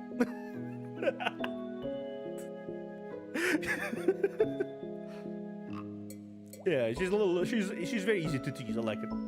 Anyway, that's basically it. Who inspired me? Maybe some of the inspired me to become one. I got inspired to become a VTuber by a lot of things. Mostly timing, I'd say. I couldn't become a VTuber earlier, which I wish I could, because I started watching VTubing in 2016, and I wish I was able to be to start VTubing back there. But I had no technology, I had no skills, I had no motivation, I had nothing. I had no time, really.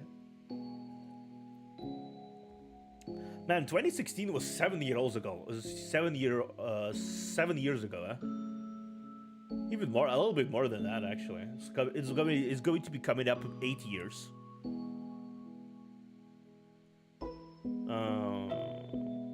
Any other languages? Define any other languages. Я могу говорить на русском, если хочешь. Yeah, я могу говорить на русском.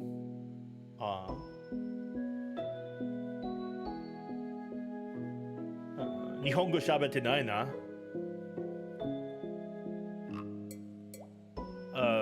Skoshi though.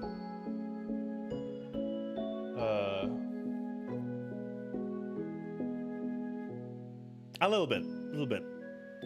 A little bit Japanese and a lot of Russian, because I'm Russian. So effectively 2 languages, kinda. 2 languages other than my native one. 2 languages other than my native one. Kanji muzukashii.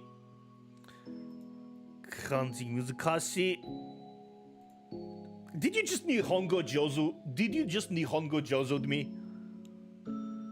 I just realized. Did you just Nihongo Jozu?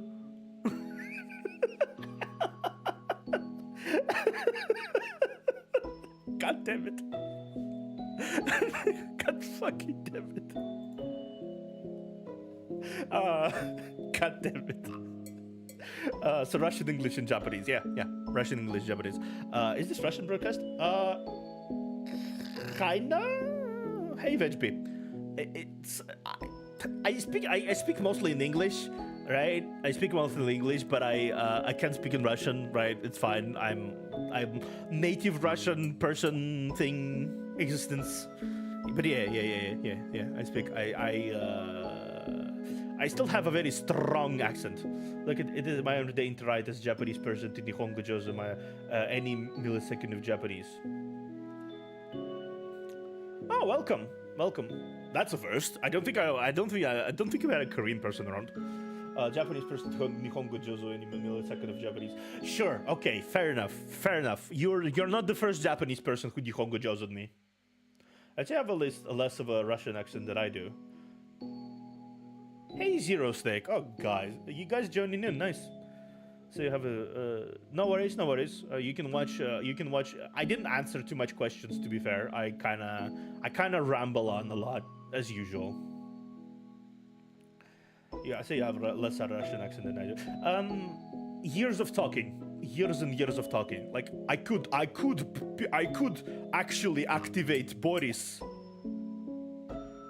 Yeah, I could activate Boris if you guys really want.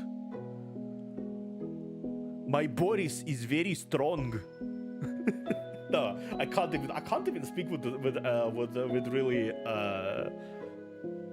really like pronounced Russian accent at this point. I can't really. It took me years, but it still sounds like I have strong Russian accent. Yeah, it kind of depends really, honestly. Boris Silon.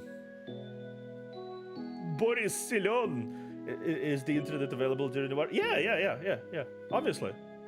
No, that's more Arnold Schwarzenegger.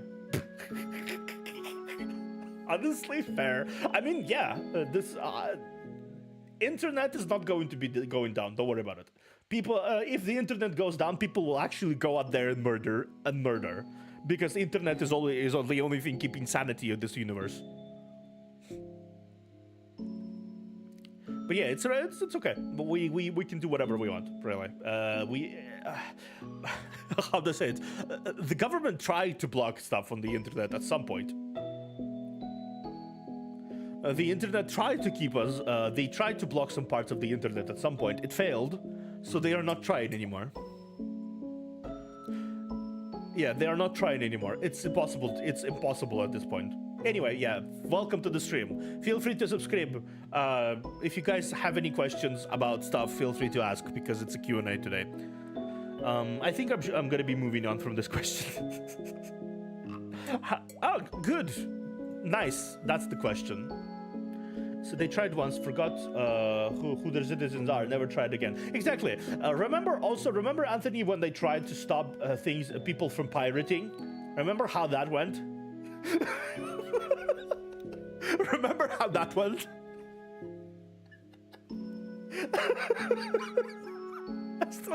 I still yeah, that was funny. Yeah. We are not called the pirates in capital of the world without any reason. People looked at it and went, no, not happening. Just like, I will reverse your reverse, said the people who do pirating. But yeah. How do you come up with the name The Observer? How did I come up with the name Observer? They didn't even bother anymore. Yeah, exactly. They still don't bother anymore. Like, they try censoring stuff occasionally, right? And it's just like someone flipping out, but then they realize that it's impossible to do so. Because, I don't know what it is, but Russian hackers are strong, man. They're very strong.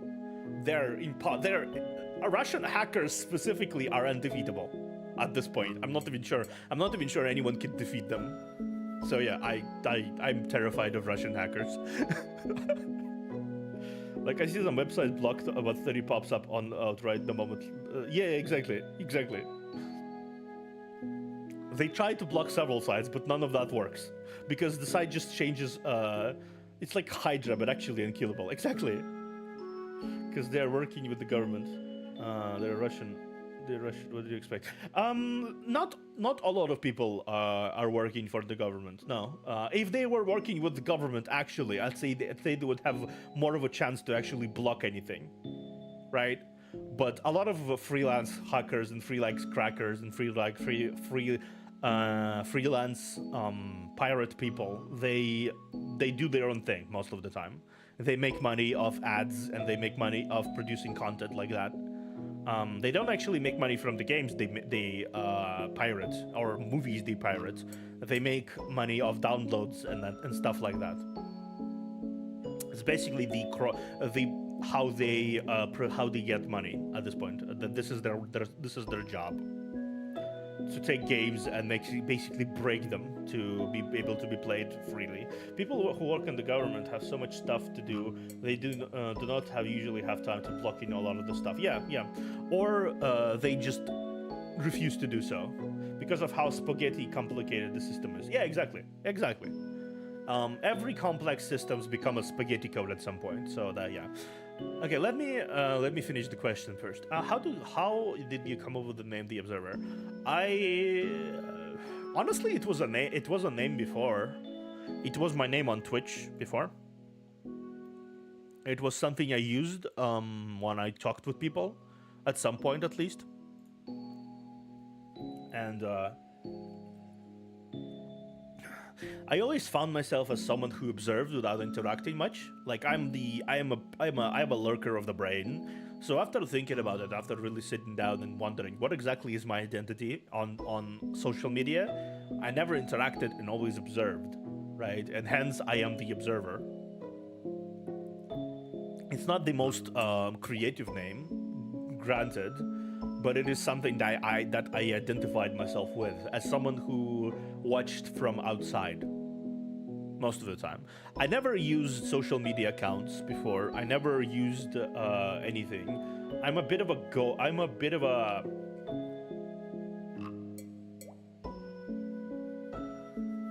I'm a bit of a. It's not that I'm an introvert. It's not an introvert. As I'm not an. It's not. I'm not an introvert actually. No, it's just I was not an internet person. I was off doing other things. I was like interacting with people. I was doing stuff. I was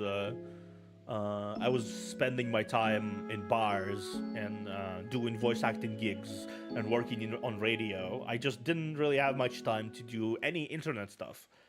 Now, yeah, I was having I had a life. I had a life. Imagine that. I had a life. Now I don't have a life. It's easier now to not have a life because I have a job here at home.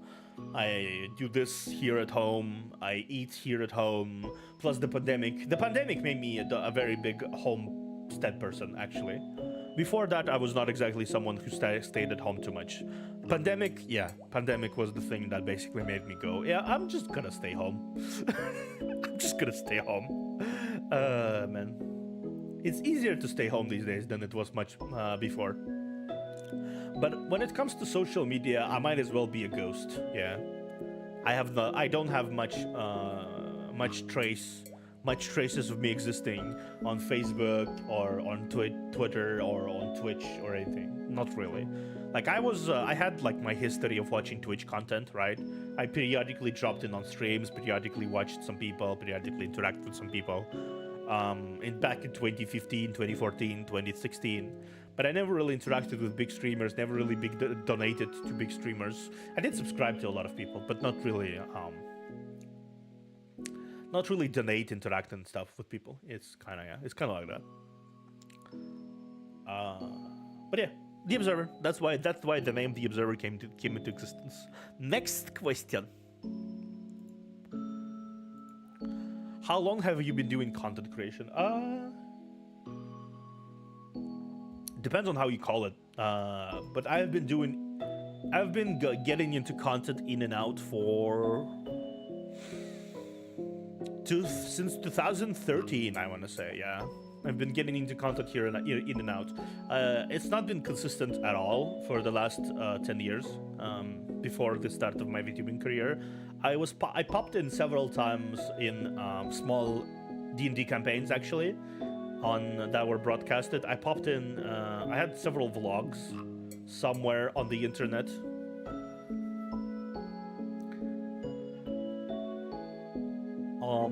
But yeah, if more or less consistent. Well, I started in 4th of July 2022.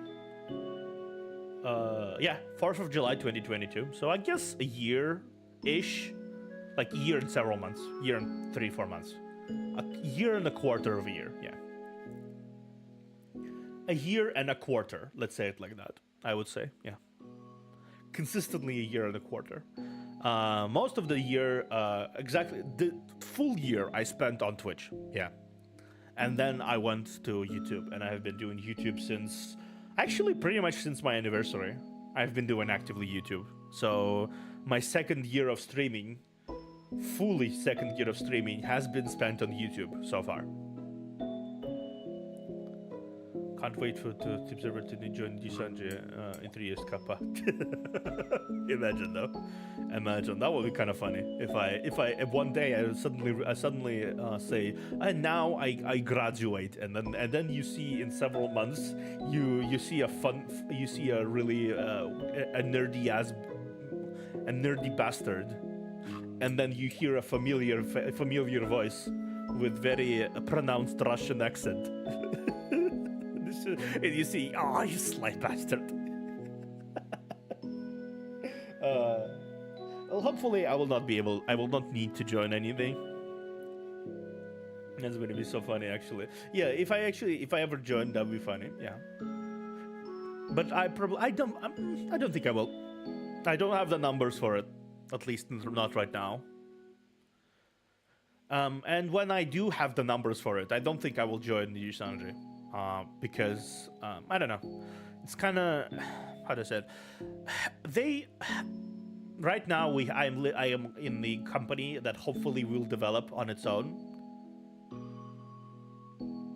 yeah, hopefully now I'm in a company that will be developed into a face that will be actually recognizable within the VTubing industry. That's why I keep to Zenith. I hope Zenith actually grows. There are plans and there are some preparations that are being done for Zenith to grow at this point. You're part of the starter. I wish you luck. Yeah, I am a part of a starter. I'm pretty much. I'm currently the only content creator they have left. So not because of some scandalous reasons, because people just are not patient. I think. And there has been a lot of time of preparation and meandering around behind the scene. But now it's getting somewhere. I'd say. Yeah. It's getting somewhere. Gonna be probably some auditions soon. Gonna be auditions soon. Ish, maybe. I don't know. We'll see how that goes. Hopefully, you will see stuff about us on False ID channel soon enough. I don't know why that's like a standard of you made it in my brain, but yeah, we shall see, shall we? To reiterate your question, the answer to your question, year and year and 3 months, year and 3 to 4 months, something like that. Next question. When did you say become VTuber? Good question. Because file ID basically everywhere now. Yeah, fair enough. When did you become? When did you say become a VTuber? When I could afford it, which was start of 2022. Basically, I started preparation. No, he covers a lot of drama, but he also does cover the updates. Like just, this channel is doing an anniversary stream, or this company opened auditions. Like they do that. Like it's not only drama, it's also news coverage. So I would want to see myself on this channel if it's in that context of like, no, they have like all the segments for it. I watch his videos periodically, and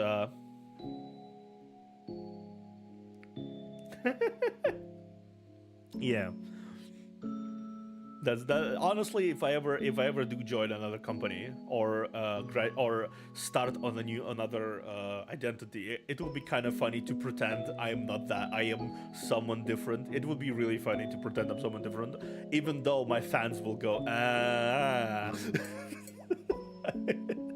They will know. You will guys know who I am. You will fucking know who I am immediately. I have a very characteristic voice. It's really hard to miss me, honestly. Especially the way I roll my R's. It's very unique in terms of. So that was when this fucker went, huh? Yeah, exactly. Exactly. But yeah, I did want to become a VTuber. When did I decide to become a VTuber? When I was capable of doing so, which is start of 2021. Start of 2021, I got like a big payout of stuff, and I basically started searching for ravioli. Ravioli. See?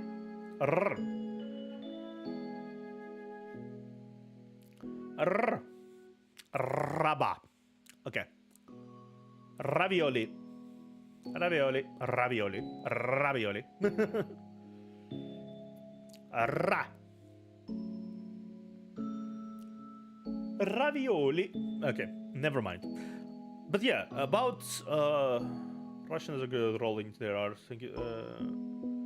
Ara. Arara. Yeah. Yeah. Arara. I remember I had like a redeem on Twitch. Say arara. Arara. Arara. I miss redeems. Anyways. I'm going to manifest ego. Is that a good thing? Is that a good thing? I mean, you still have redeems for me though, technically. If you want to redeem stuff on Tanja.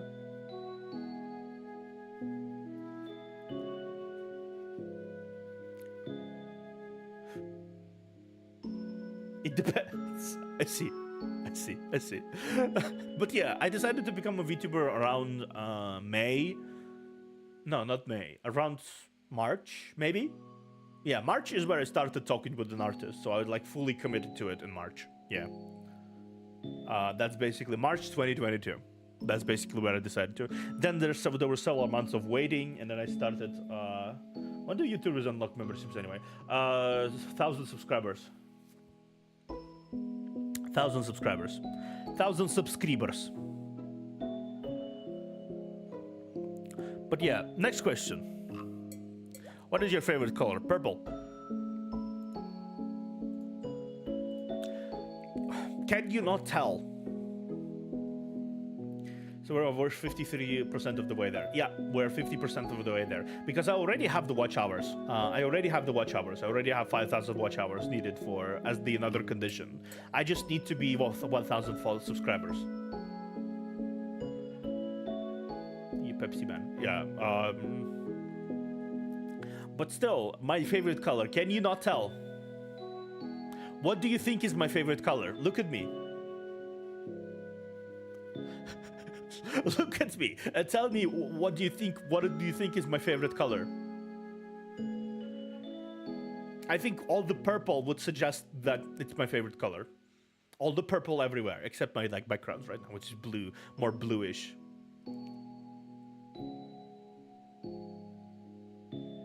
It's purple. My eyes are not light blue. Actually, let me show you my eyes up close because I don't think you ever see. I don't think I show you guys my eyes up close.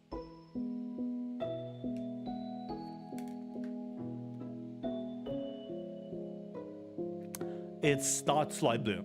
It's cyan. It's cyan. SMYK basically. It's the color of book printing. Yeah.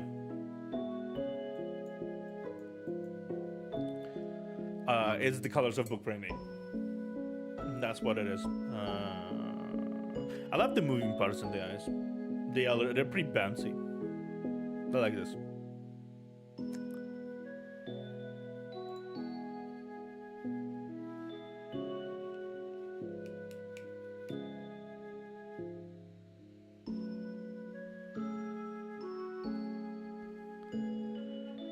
Yeah, eye jiggle physics. Yeah, I have eye jiggle physics apparently.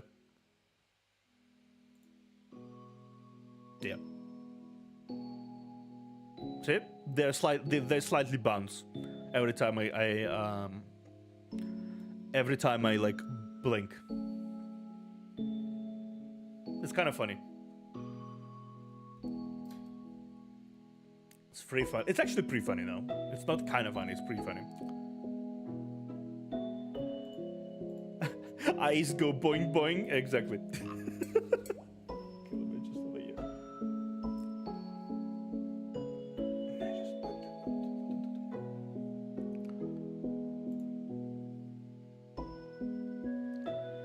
But yeah, general physics, hair physics is there and everything. But yeah, oh look at guys, eyes go boing. Eyes go boing. That's so funny. But yeah, my favorite color is purple. Next question. How's your favorite VTuber? How is my favorite VTuber? What do you mean, how is my favorite VTuber? It's like, is this one of those situations where everyone is asking, who is your favorite VTuber, but nobody is asking, how is your favorite VTuber? Is that one of those?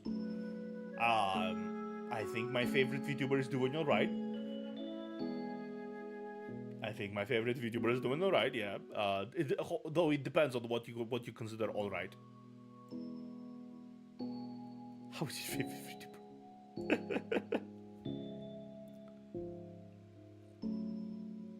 My favorite VTuber is alright. Thank you for asking. Thank you for asking. I'd say they're doing good. Yeah. I'd say they're doing decently. I would personally say so. I think Elon removed image embedding, not the links. Elon, who's your favorite VTuber? I already did respond to that, I think. I already answered that question. I have several favorite VTubers. I'm not gonna repeat them now. Spend, yes. You know what? Sure, fuck it. Pippa. Pippa. Pippa. Pippa is my favorite VTuber. Pipki Pippa. Pipki Pippa. Let's just say it like that. Pipki Pippa is my favorite VTuber. Yeah.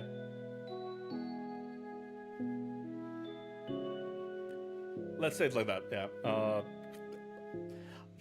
Honestly, though, at this point, she's my favorite VTuber. She's my favorite VTuber who I don't know. How did you send that one? I don't know. That is a face you sent. That is a face that exists. That is a face that you did.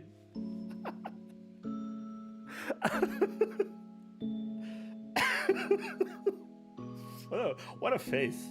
What a fucking face. Okay, cool. Cookie, thank you, Depredator. But yeah. My favorite VTuber is Pipki Pippa. Legit wrote follow metal. I think Elon deleted us from Twitter. I see. Moon. Okay, next question. What did you do before YouTube? Twitch. I already basically explained that, but Twitch. Twitch. Twitch, yeah. Yeah, you're my favorite. Yeah, okay, sure. 4 Elemental is my favorite VTuber. I did Twitch before YouTube. That's a very easy question to answer, honestly. Twitch. Because I was streaming on Twitch. And before that, I was doing nothing else, really. I was just basically in and out. I was a nerd that played games quietly, all to myself. And watched stuff all to myself. I spent a lot of time doing other things, honestly. So I guess if you could consider that somewhat of content thing. I did a small radio show. Funny enough, you know, I got to collab with Observer while he was still on Twitch. Yeah, I think so. Yeah. If I remember correctly, yeah, we did. I collabed with a lot of people. I remember Uni Bunny Bun. We did some stuff with Uni Bunny Bun. I had a lot. I still wish. I'm so successful. I'm VTubing. I'm popular by not it. You're popular by not it. I see. You're popular by not it? I think you just declined. Yeah. Yeah. I think we're all in decline. We're all in decline over this world in this world. Anyhow, next question. Next question. Do you want to YouTube as a full-time job? Yeah. I would like to be at some point in my time where I would be able to look at my YouTube revenue and go, yeah, I'm good. I can live off of it. I don't want too much I don't want all the money, right? I don't want to be the biggest successful person on the planet that makes millions of dollars. No, not really. I want to just get enough to live. I have the expenses of Asmongold. I have to be honest. Like, I have the expenses of Asmongold. I don't spend money at all on anything. I don't have any luxuries. I don't buy clothes. I don't do anything. Right? I don't really spend money on anyone else. On myself. I mostly spend money on other people, like my family or anything else. I don't really spend money on myself. So if I will have a good source of income that will allow me to keep money and stockpile money like a dragon, I would not spend those money. Asmongold's lifestyle is absolute insanity. It's kind of is, yeah, but I'm not that insane. But yeah, I do tend to not spend. Observer the Dragon, yeah. If I'm able to stockpile money and get supported by other people, I will probably keep most of the money in like a bank or something, and then spend only like minimum amount of money in the month. I do the dishes. I do wash the dishes. I do wash my clothes. I take out trash. I take out trash. I do all the healthy stuff, but I do not spend money on myself like at all. I also don't order takeout. I always cook for myself. That is the only difference. Those are the differences between me and Asmongold. I don't do takeout. I always cook for myself. I always. Okay, so you don't have Asmongold lifestyle. No, I have Asmongold's the expenses. He also does not spend on anything. Like, that's basically what I'm saying. Just frugal. Kinda. Chat doesn't spend money on himself. Yeah, I don't, I have very limited amount of needs, right? I'm not exactly someone who thrives of having money, right? I don't give a shit about money. Like, I genuinely do not give a shit about money. I think they are a good way to do things I want to do, but otherwise I couldn't care less about them.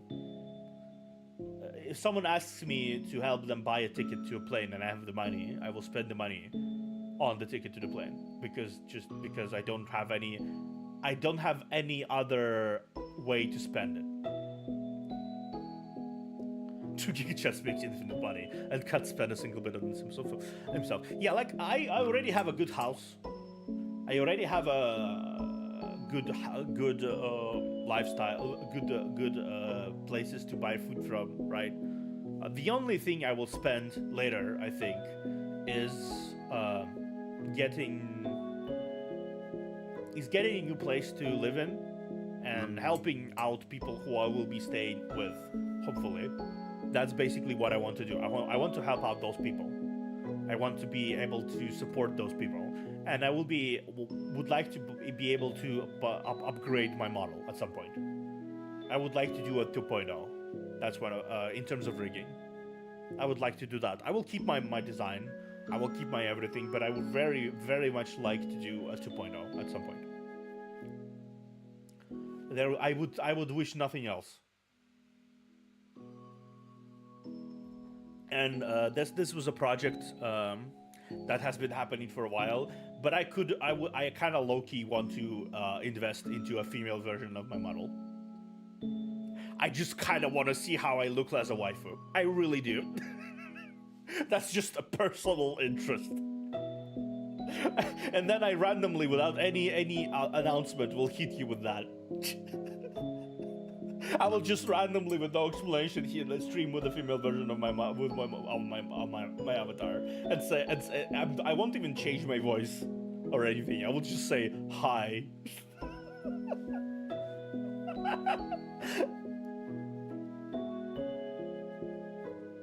I think that's a common thing. Female Theo, good event observer. Yeah. I would want to invest into that if possible. I've been wanting to make a female of myself version of myself for the longest time. Yeah. It's a fairly common thing, but I'm just very interested. Honestly, I would watch the stream with that. Yeah. I'm honestly just really curious how would my model mama, because she would say, I would make you the sexiest MILF ever, and I was like, you got it. You got it. I said I would make you a MILF, and I'm like, okay. So MILF server is a thing that might happen in the future. MILF server. I love how everything works with server. MILF server, observer, DILF server. Theo already has DILF energy. Kinda, yeah. I'm kinda daddish. I would say I would consider myself someone of a daddish disposition. The already server, yeah, exactly. The already server. I love how it works together, even though it was a typo. Theo already, but the already. The already.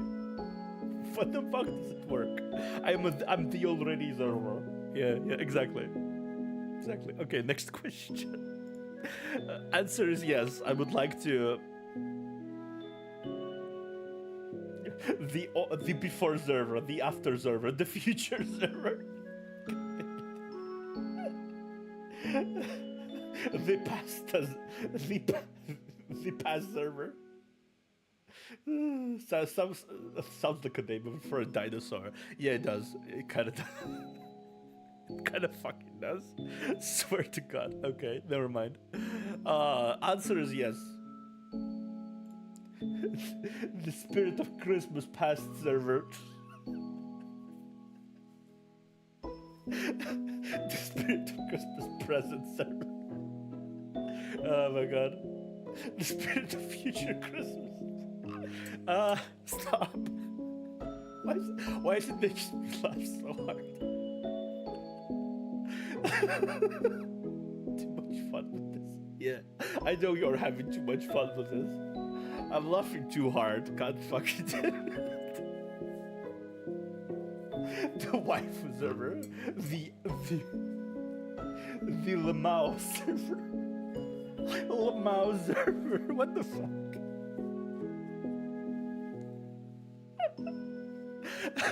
What the fuck? Why is it so dumb and why does it work so well? I swear to God. Breathe. The brief server. The brief server. Brief server.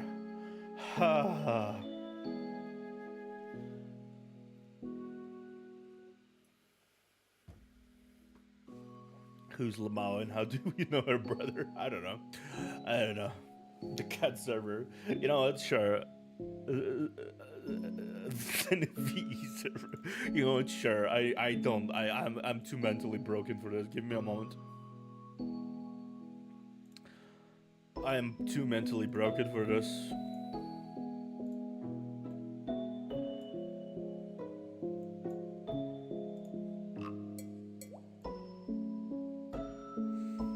I'm too mentally broken for this. It's fine.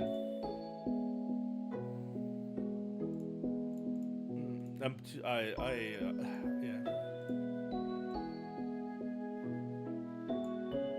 Yeah. I'm just too mentally broken at this point. Where was I? Yeah, there he goes.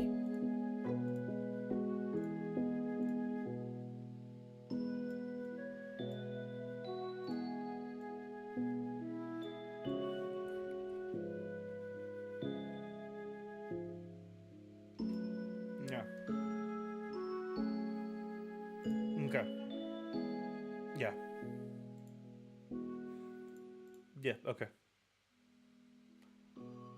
I want this to be the thumbnail, just this. He also became blind. Yeah, I'm blind to the world. Well, this question number 30. Yeah. Yeah, I'm cat server now. Yeah, the glasses don't work. Fuck off. If the glasses do not work, something else will work. Give me a moment. I will make something work here. Yeah.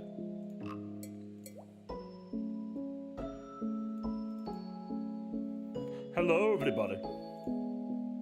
Okay. Yeah. Where is it?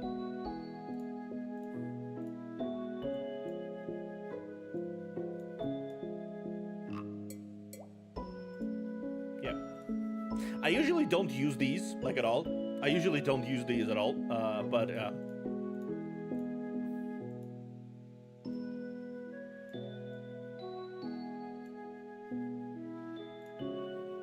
I feel like it's appropriate this time around. What was it? Yeah.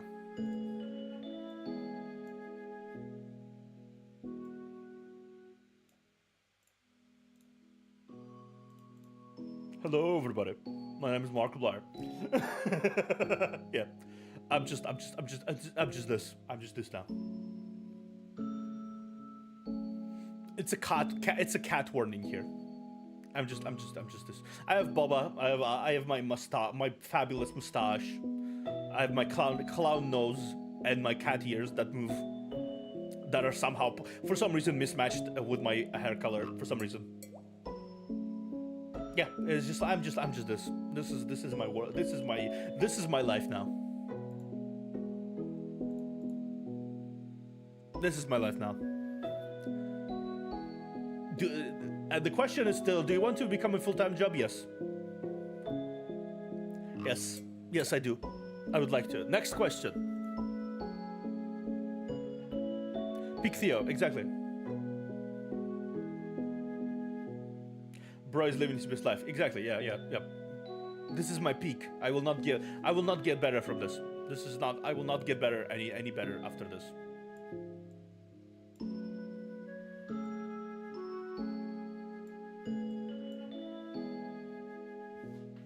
There's nothing better in my life after this.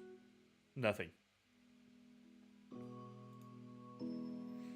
But yeah, next question. What is your favorite food? Lasagna. Lasagna would be my favorite food. I make it very rarely because it's a fucking pain in the ass to bake. It's a pain in the ass to make, but lasagna. Lasagna is my favorite food. Yeah. Garfield server. The Garfield server, yeah. Garfeld. Garfell.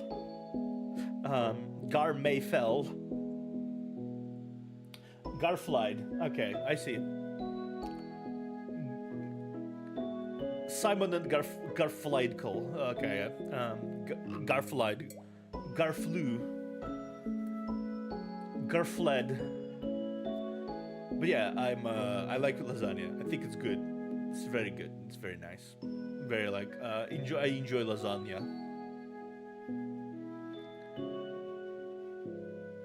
The Observer Zenfi server. Yeah, exactly.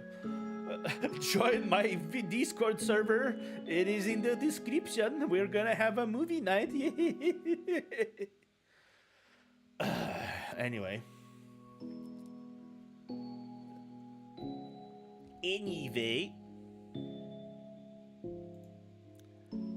But yeah, I answered the question. Next question. How tall are you? 6'3". 6'3". I'm 6'3". In Russian terms, I am, or in European terms, I am 192, 94, 93. 193. 193 and 6.3 feet tall, which translates to 190. 900. I'm not that tall. 193 centimeters. Yes. Or meter. 1 meter 90. 93. Something like that. Yeah. I'm big. Yeah, I'm big. I'm very big. Big and wide. Big and wide. Yes. I am secretly as tall as a house. I'm secretly as tall as my house. I don't even need a chair. I just sit on the ground. And my 60-inch monitor is secretly just my phone. My home cinema is just my home. My phone. I barely even see what you guys type because of how small the screen is for me. My posture is like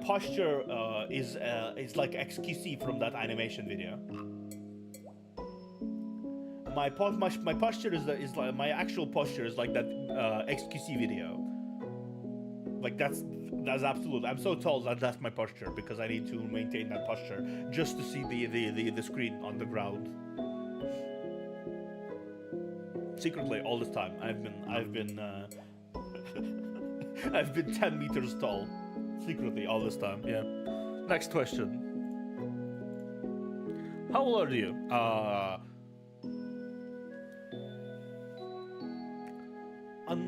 Uncountable amount of time in lore. Right? In lore, I am eternal. In actuality, I'm 31. I became 31 a month ago, actually. Yeah. 17th of September was my birthday. Yeah.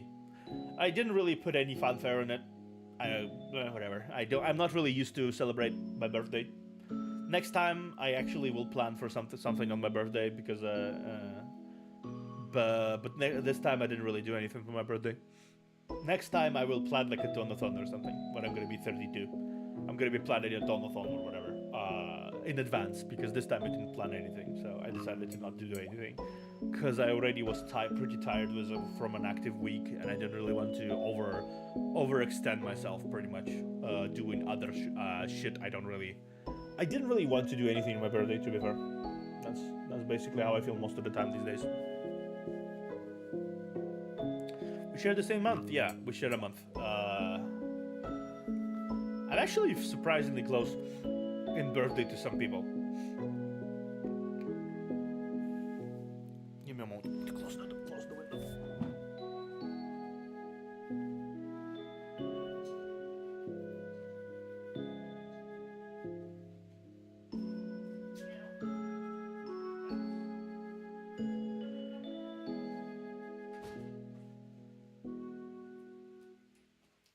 I died for a second there, so I'm sorry.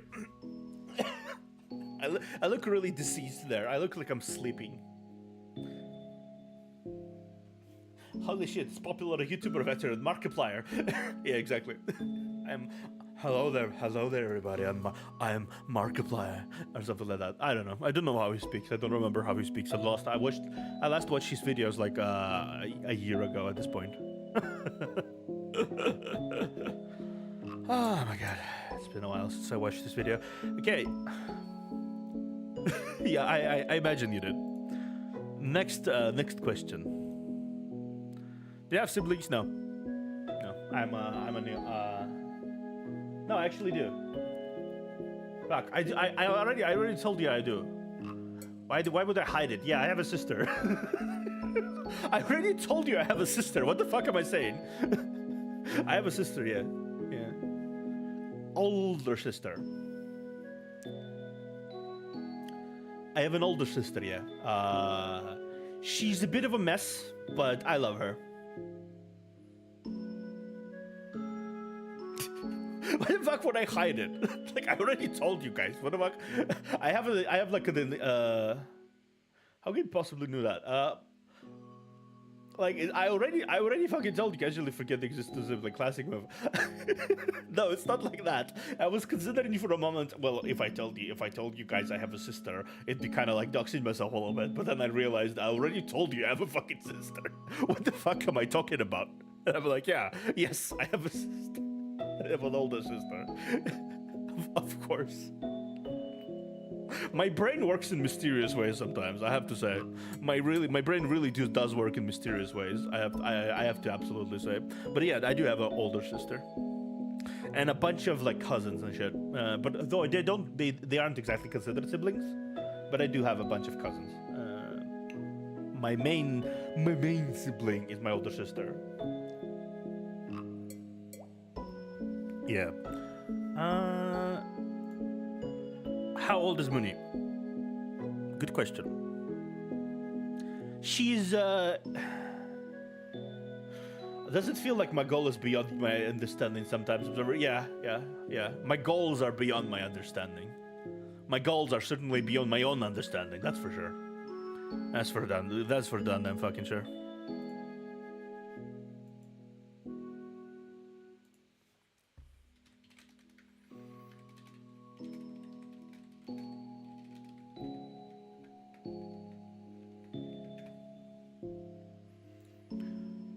Oh my god. But yeah, Muni is, let's say, half past infinity.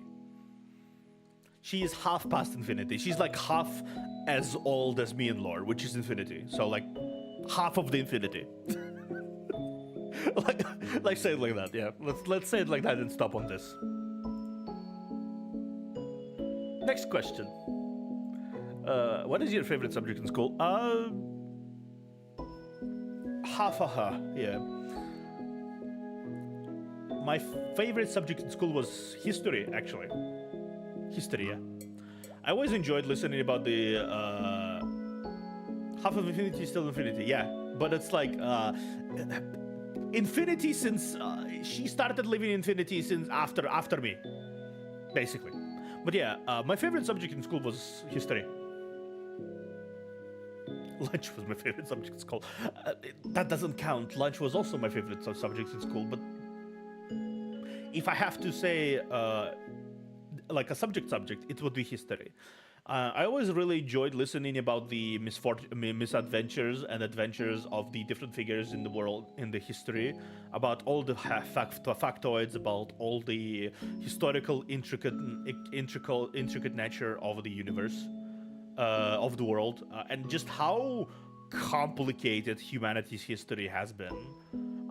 Actually, listening to history is what sparked me initially to pursue psychology.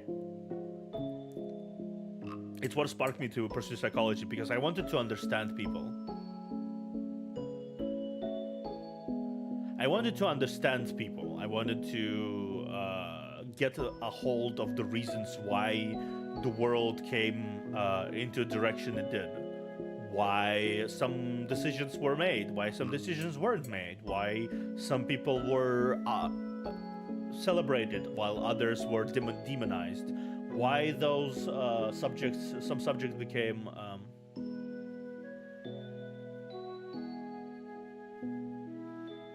I've consistently had fantasies of history and English teachers. Oh, nice. That's nice. Ironically, my favorite subject is history, which is also subject for critical thinking class. Funny enough.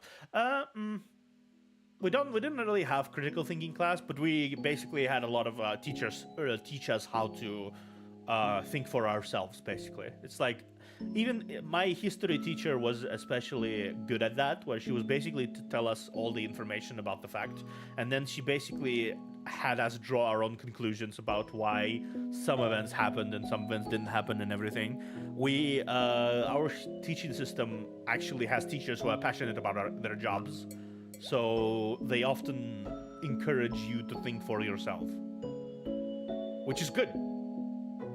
Very good, I would say. The lessons themselves would be boring if the teachers didn't spice it up, though. I realize that now, because pure history, pure science tends to be very boring. Passionate teachers are so rare. I wouldn't say it's rare here. At least I was very fortunate to have a cast of teachers who all were passionate about their jobs. I was very fortunate about that, even though it wasn't like a specialized school or anything. It was just a school, just a normal school that I went to, just a normal free school I went to.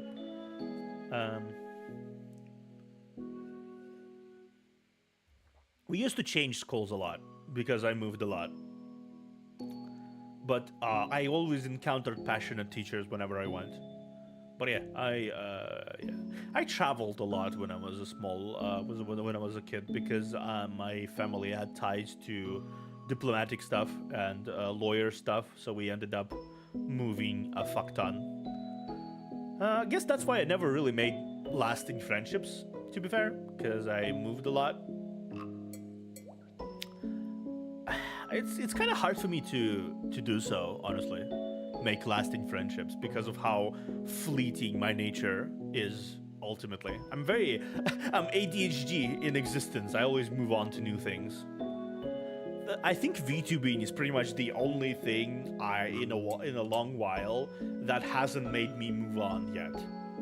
I would, in any other case, I would be already moved on to something else.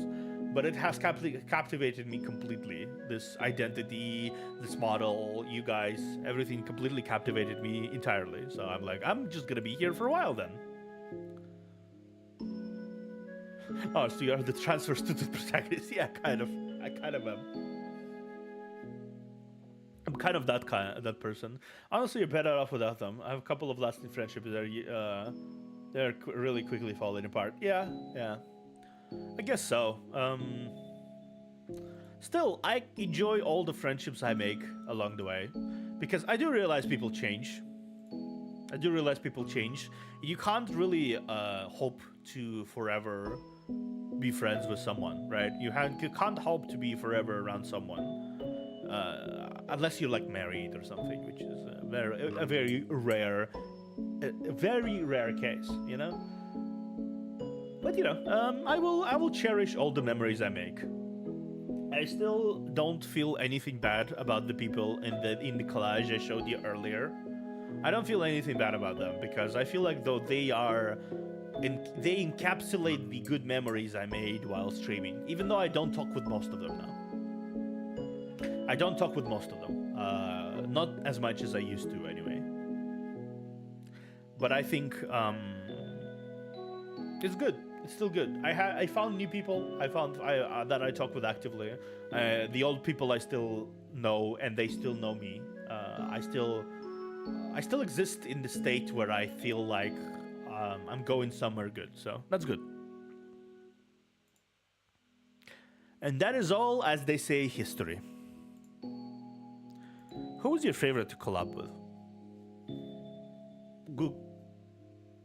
That's an interesting question, actually. What would be my favorite? Who would be my favorite person to collab with? I'm not sure. No, not really. I guess it all really depends. At some point, my favorite collab with person was Anatis.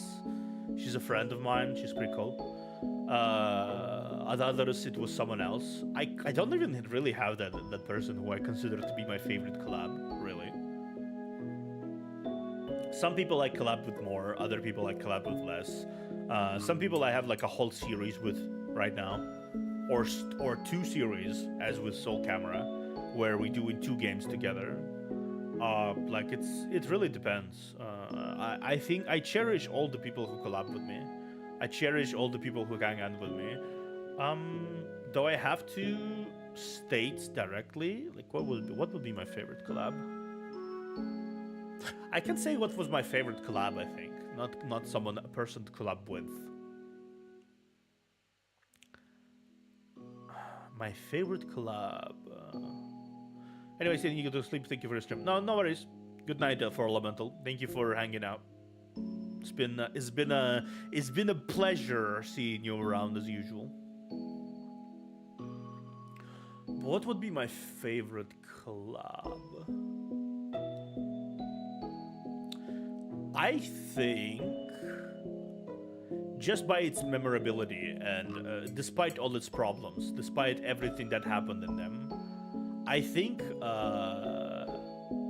Elara's biggest collab, VTuber collab, the sleep server. Good night, Floor. But my favorite collab event that happened was Elara's biggest VTuber collab ever. It happened around the time I debuted, which was July to August 2022. Before my actual model debut, but after my debut. Where Elara basically invited a fuck ton of VTubers, right? A fuck ton of VTubers into a server. It was a separate server where we all hanged out, and then on the marked day, we all hopped on VCs, right? And we all like had groups, and we interacted with each other, and we chatted, and we hanged out, and we had the PNGs up on the screen and such. I met Jesus. If you think I'm being joking, no, I meant Jesus VT. There is a Jesus VTuber out there. I met Jesus that day. I think that's worth it. Yeah. There is a Jesus VTuber. He's a buddy. Not Jesus. Okay, let me show you.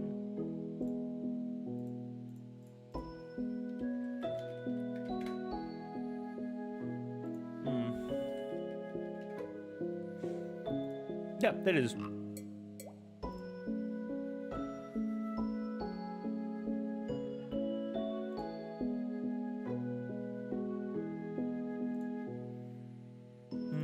There it is.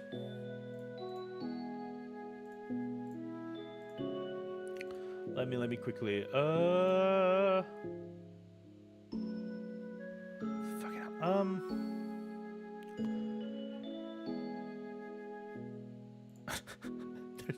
There was a Taka clip of Jesus Christ.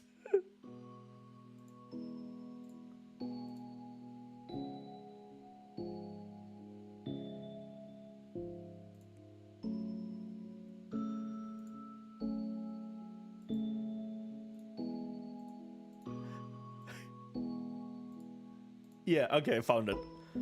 Appropriate photo for this. Yeah, I meant Jesus internally. No, I meant Jesus as in VTuber. Okay, let me show you. Let me show you. Oh my god, this is actual Jesus VTuber out there. It's hilarious. Fuck it up. I can't show it yet. Okay. Let me translate it to you from.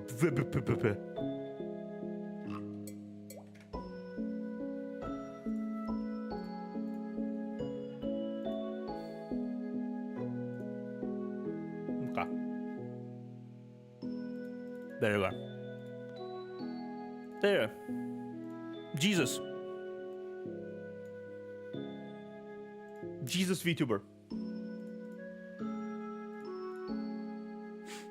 It's a thing, yeah. It is indeed a thing. He is Jesus. He's called Aaron Jesus, actually. Yep, Aaron Jesus. It's a thing, yeah. Anyway, yeah.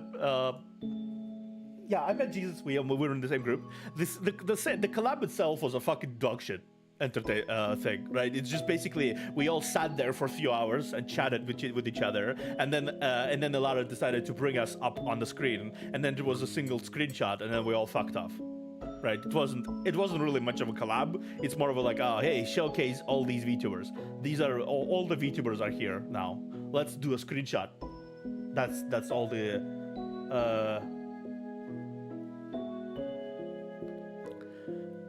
that's basically all the collab amounted to. But all the preparation for it, all the people I met there, all of the things we did,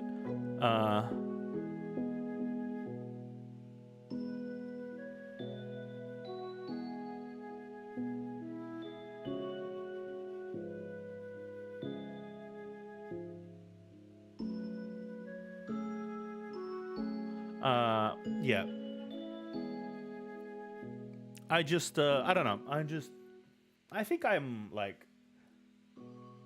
more happy about the memories I made during that collab than I'm about the collab itself, if that makes sense.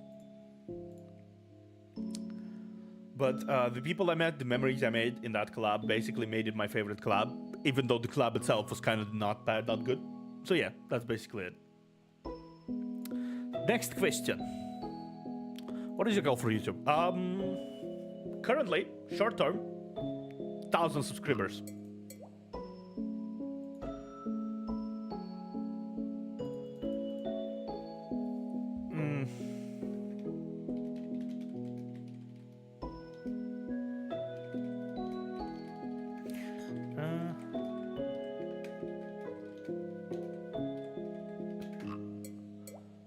Okay. Jesus.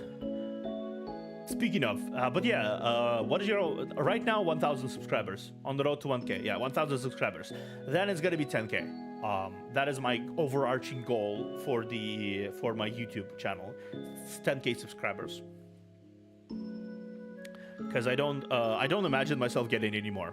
I have to be honest. Let me. I think it's fine.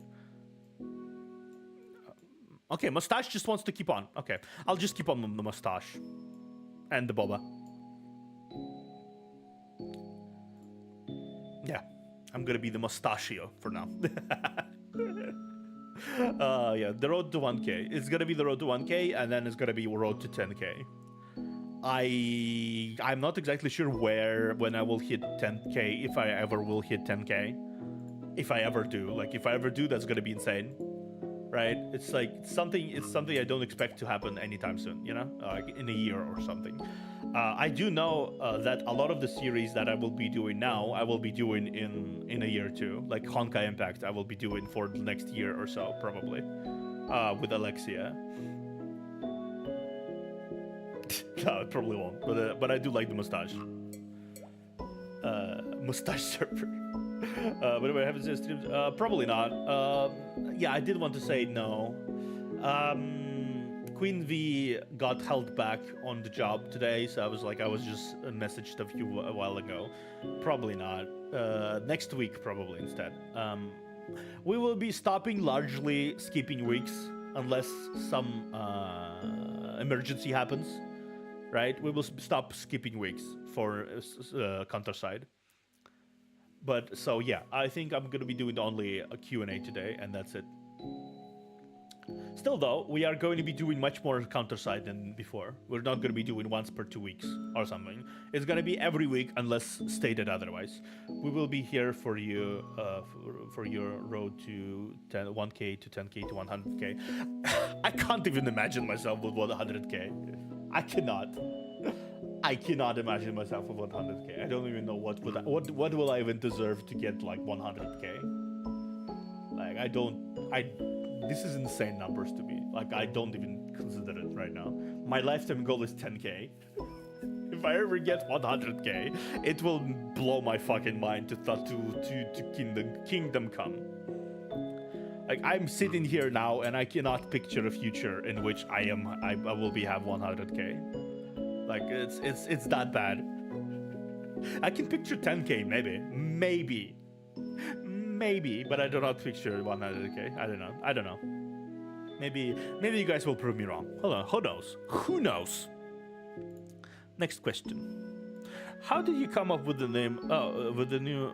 Okay, I already asked. It's already the same question. Name observer. Who is your favorite person? My favorite person. We believe in you, Theo. Okay, thank you. Still, it's kind of insane to me. Who's your favorite person? Favorite person. Yes, I do have a best friend right now. She's called Raven. I don't think she appears here much. But she is a favorite person of mine. Yeah. We hang out a lot. We do like play games off stream and such. She's cool. She's a cool person. I like her. She's like the there's two people I talk with the most outside of my streaming right now. One is Raven and the other is Cyber Baboon. Those two. Cyber was largely responsible for my money when I was Donathon. It was largely him. Because like every day he wished to see me suffer, so he dropped like for several days, for a week, he dropped like a $700 almost once today, and I'm like, stop!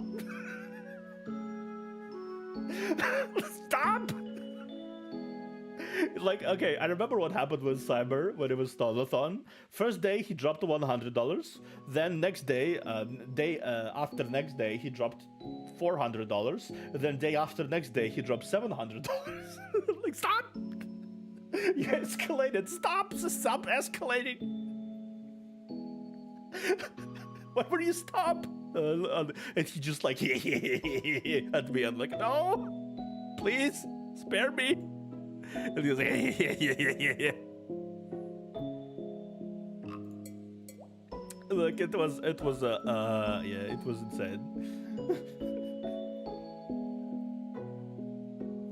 It was insane, but yeah, these two are my favorite people currently.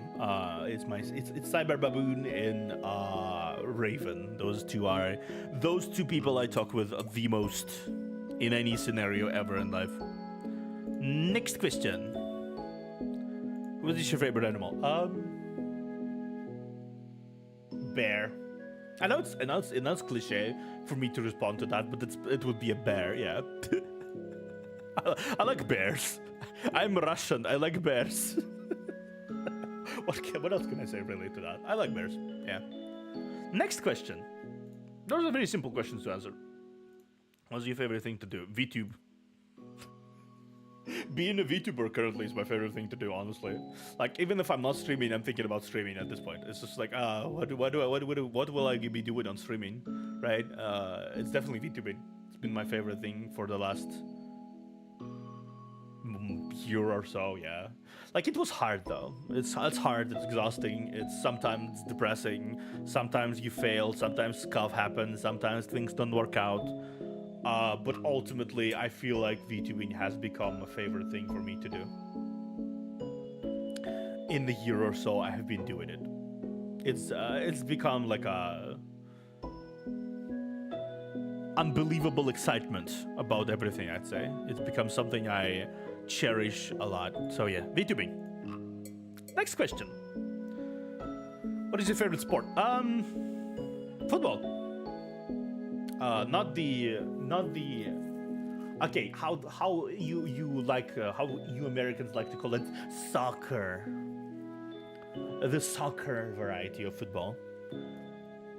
I don't like. Nobody plays American football other than Americans, so because it's called American football. Duh. But yeah, soccer. That's my favorite sport. It was my favorite sport since my childhood because I used to play. I used to play a lot of soccer with my grandpa. He was a spry old lad. Yeah, we played, and with my sister too. We played with her too. We used to play a lot of those, a lot of soccer.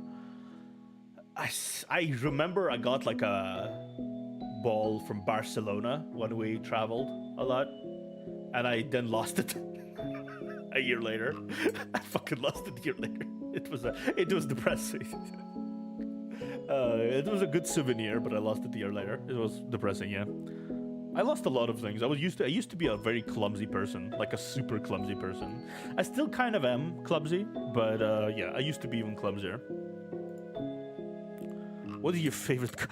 I don't have a favorite car. Really don't. I'm not a car person. I can't say I'm a car person, no. I like Jeeps though. I like big cars because I'm a big person and I don't really feel comfortable in any other car than a big car, you know? So yeah, that's basically how I feel about this. Next question. What is your favorite song? Favorite song? I don't exactly have favorite song one singular. I do have favorite genre. I don't even have a favorite genre of music, actually. Not really.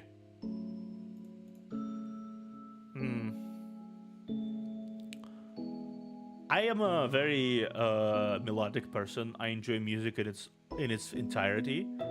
So I can't say I have a like favorite. Recently, though, I've been listening to a lot of. I guess if I have to choose a recent song, it would be somewhat. It would be. What recent music I listened to? I listened to a lot of Utsupi recently, actually, because I wanted to practice my metal voice or something like that. I wanted to practice my metal voice. Oh, by the way, I did release a video came out today. Short clip compilation. Check it out.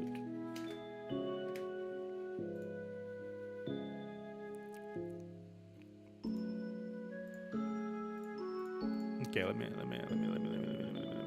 do something real quick here. There you guys still meeping.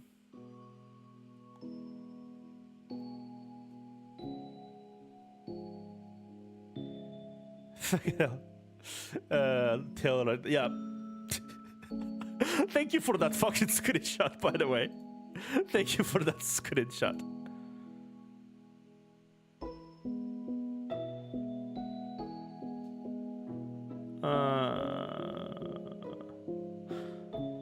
Two questions to answer the question. To answer your question, Bami, from the comments, none of the games are streaming. Like Fate Genshin won't be ending soon. So, do you have any plans to change games, or will you stay loyal to the games? I will stay loyal to the games. Even if I start a new series, I will always return to the games I will be playing when the new content is released. My plan currently is to catch up to all of these games, so I have a lot more flexibility.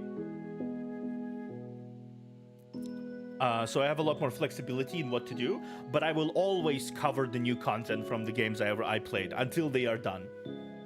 I'm an Utsupi fan, yeah. I will actually be doing a Rarara Flesia at some point. I will actually cover it myself. It's like the least metal growling song I've heard out of him. So I will be probably doing that one first. If I ever do a Utsupi song as a cover, I will probably do that one. Probably gonna do that, yeah. I love the mix of metal and like electronic music he does. Yeah, I really love it. Though the cover I'm going to be doing the right now, I'm kind of producing it right now, is gonna be overdose. Yeah. Yeah. Thank you, Death Reaper. That's I appreciate that. I look so weird on that screenshot. But yeah, let me video announcement, do a big video announcement on my Twitter, on my Discord real quick.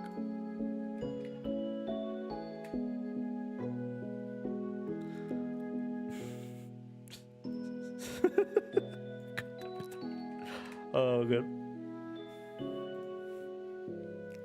But yeah, other than that, yeah, I don't have a favorite song. I love various songs. Love various music.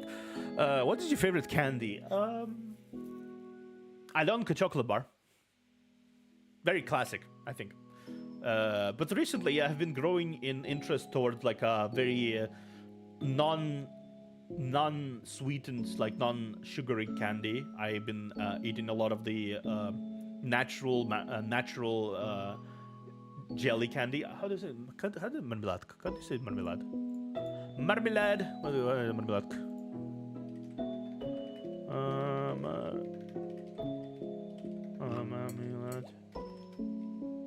Marmalade. Marmalade. I guess it's the same, basically. Fruit jelly, marmalade, like that. I've been eating a lot of the mango fruit jelly, basically. That is basically natural mango. All natural mango. It's been my favorite candy recently. I bought like a big ol' thing here. Finally, you're free. I answered your question, by the way, Bami, just now.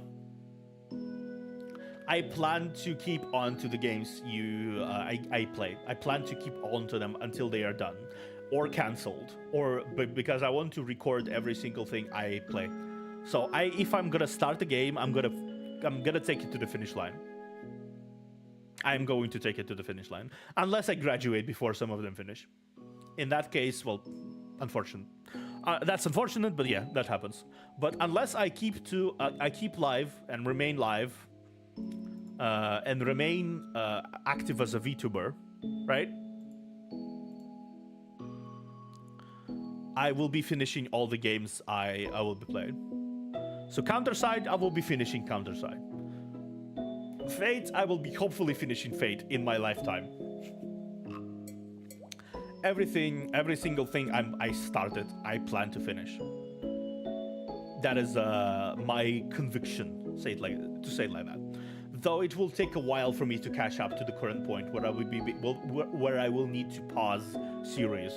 But I will be pausing series once I run out of content, right? Once I run out of main story to go through, I will be pausing it, right? I'm not going to be like going through. I'm not going to be going through the game unless I have a story to go through, right?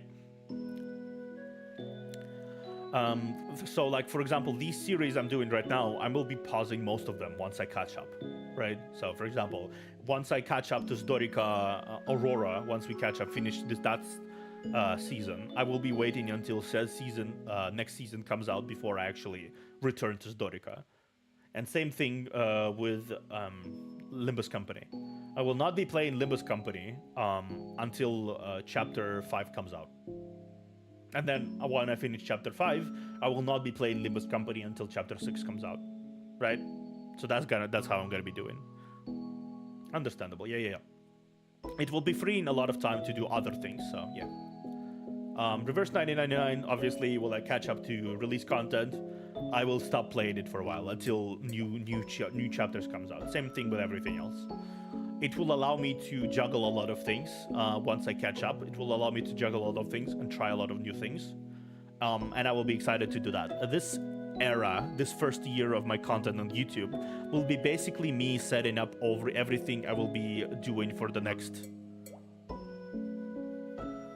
for my career as a VTuber. Yeah, that's basically how I view this. I view this as preparation phase. Obviously, Fate is going to be staying around for a long time. Obviously, Honkai Impact is going to stay around for a long time, because catching up phase is basically catching up to the entirety of the story plot for the first season, especially. Like the first saga of Honkai is already done. It's done. 35 chapters, finality, final, done. So once I'm gonna be doing that, I did promise it to myself, and I'm going to reiterate that promise, because it's been a while since I promised that.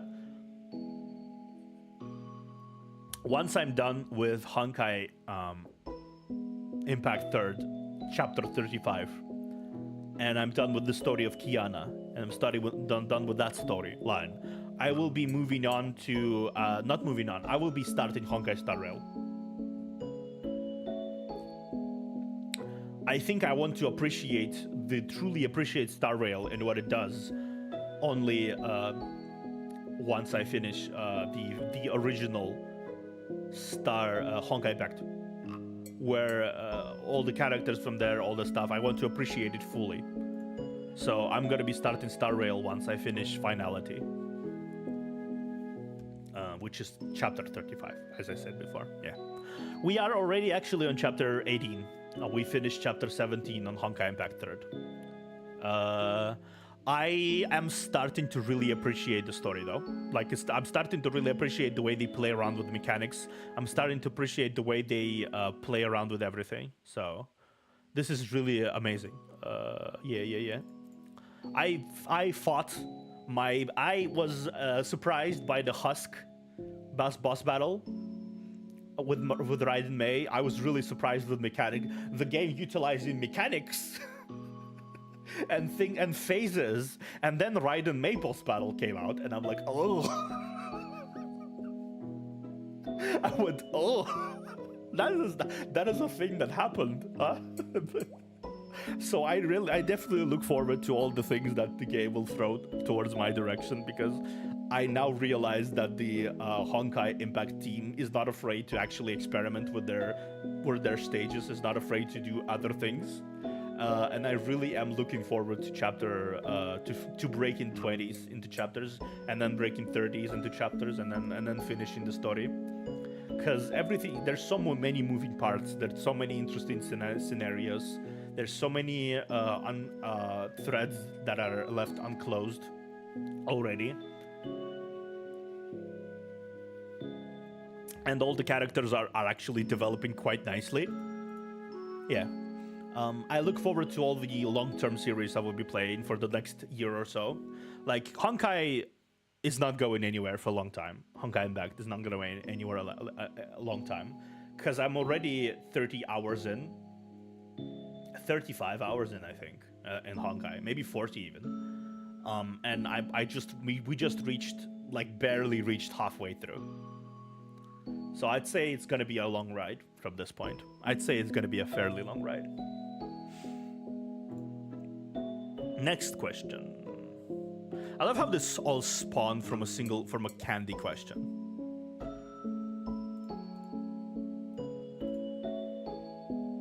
It's kind of weird, but whatever.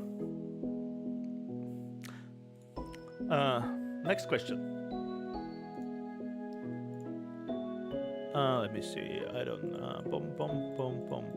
Is this the 30 question? How did you come to be a VTuber? You kind of saw someone did it and tried to mimic it, or one morning you woke up and said to yourself, hey, I kind of want to become an anime character now. That's a good question, actually.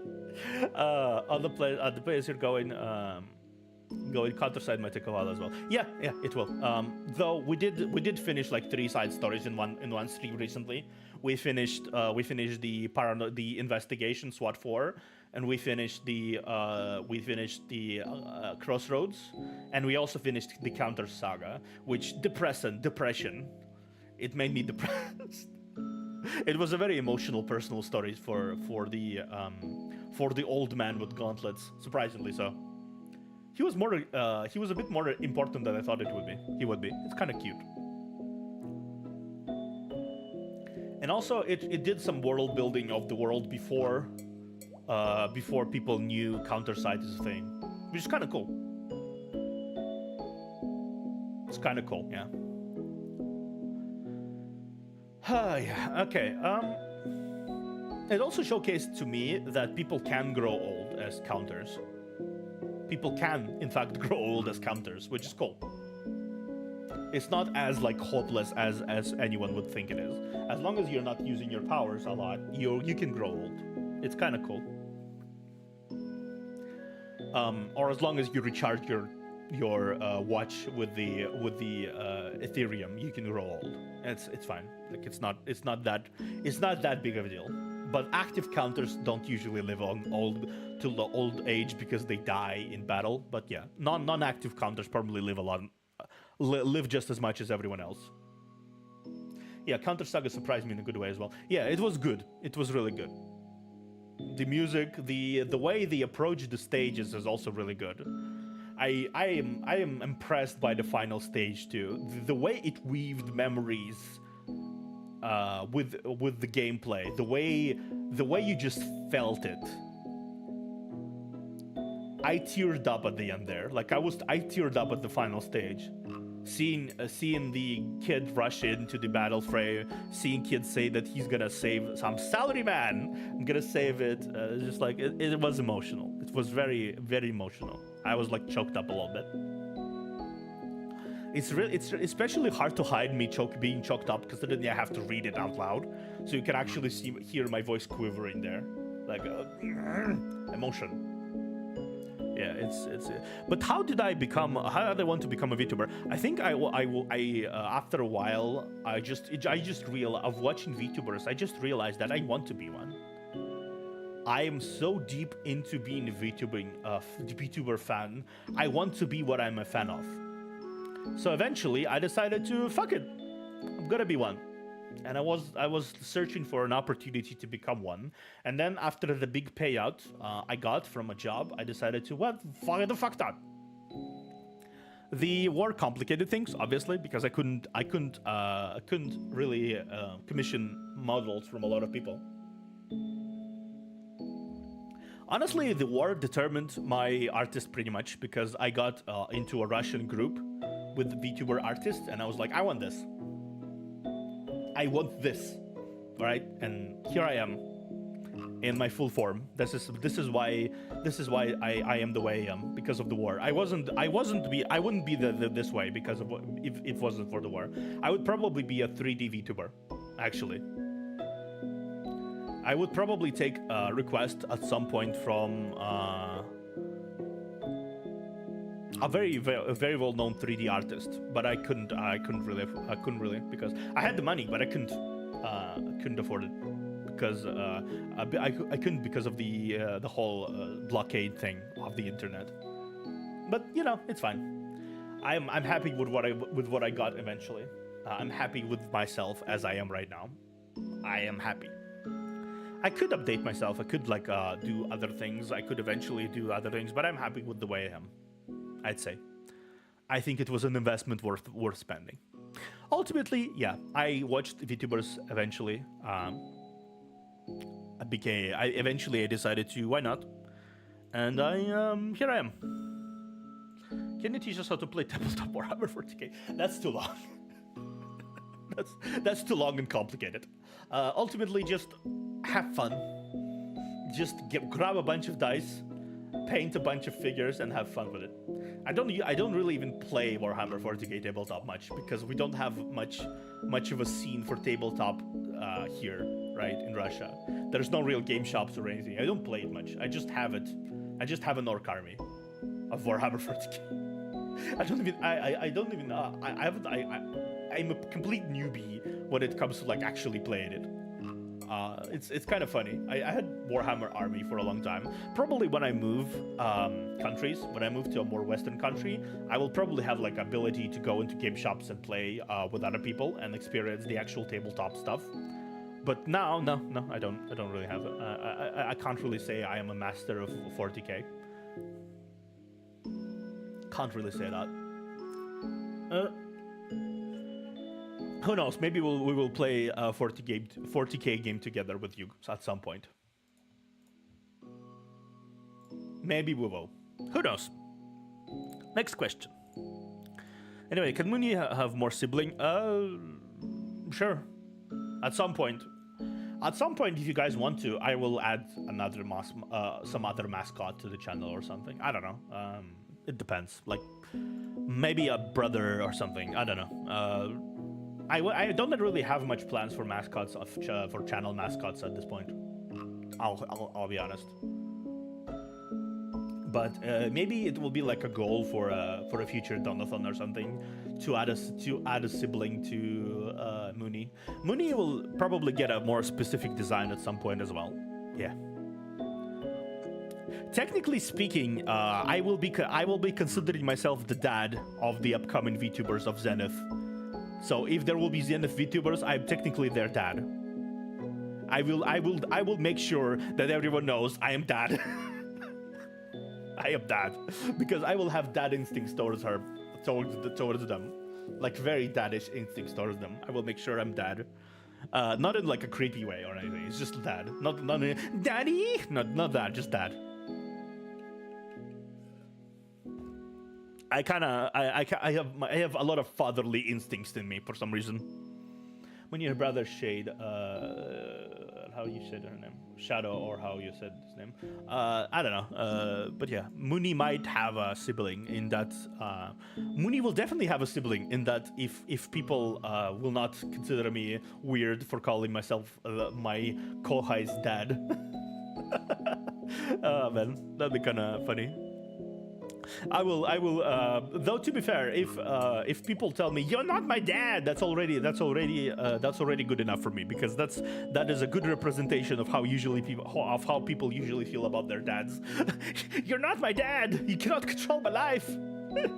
You're not beating the DILF allegations. I give up, Edelweiss. I give up at some point. I will not fight the DILF allegations. I give up. I'm a DILF. I'm DILF observer. I cannot deny it anymore. I'm DILF observer. What kind of dere is Mooney and yourself, Theo? Mooney is a tsundere. Mooney is an absolute fucking tsundere. I can guarantee you right now. Myself? What do you guys say? What dere would you guys say I am? Like which dere would you consider me to be in a weird... I'm not exactly sure. I wouldn't consider myself a tsundere either. I'm a very upfront, honest person.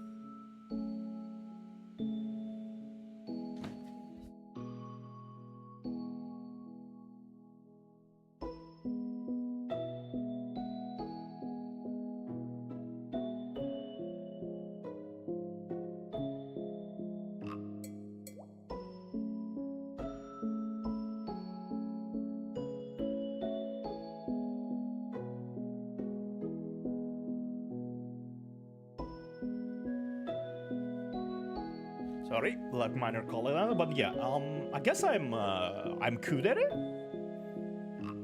I would call myself a kudere. I'm not exactly the most emotional person out there, outwardly at least. I'm a very deadpan person a lot of the time. I'm very calm. I don't even get scared by, like, let me show you something. There was a clip of me playing a horror game. This is a clip of me playing a horror game at some point. Let me show you. Do I have it somewhere?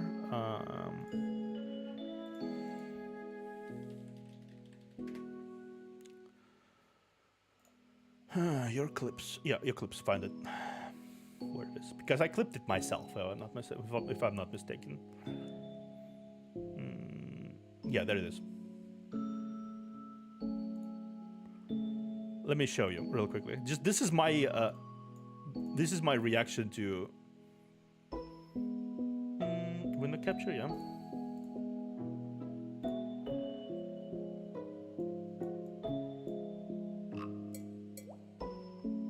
This is my reaction to where's the audio capture? There it is. This is my reaction to a jump scare. Look at this. I'm gonna stop my my BGM for a second. Look at this. After look at this. Somewhere here. I don't have a flashlight. Huh, nice. What is 5mm? That's the extent of my reactions to stream to horror.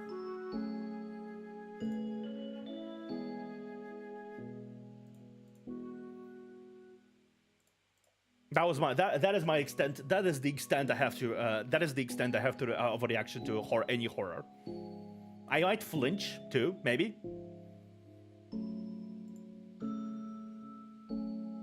That's it. That was basically what my reaction was to any horror elements. Nice.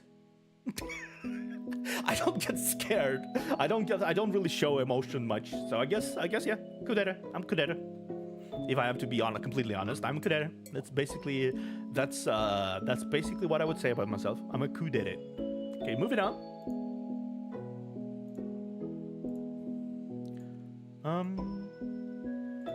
How constricting is being a VTuber from your country? Do you meet haters because of this? No, not really. I don't think people really pay attention to what I am much as a VTuber. Like if I was like a flesh tuber, so to speak, or like a cam streamer, I'd say people would pay attention to a lot of what I am. Now I'm just an observer. I'm just a funky dude with a funny accent.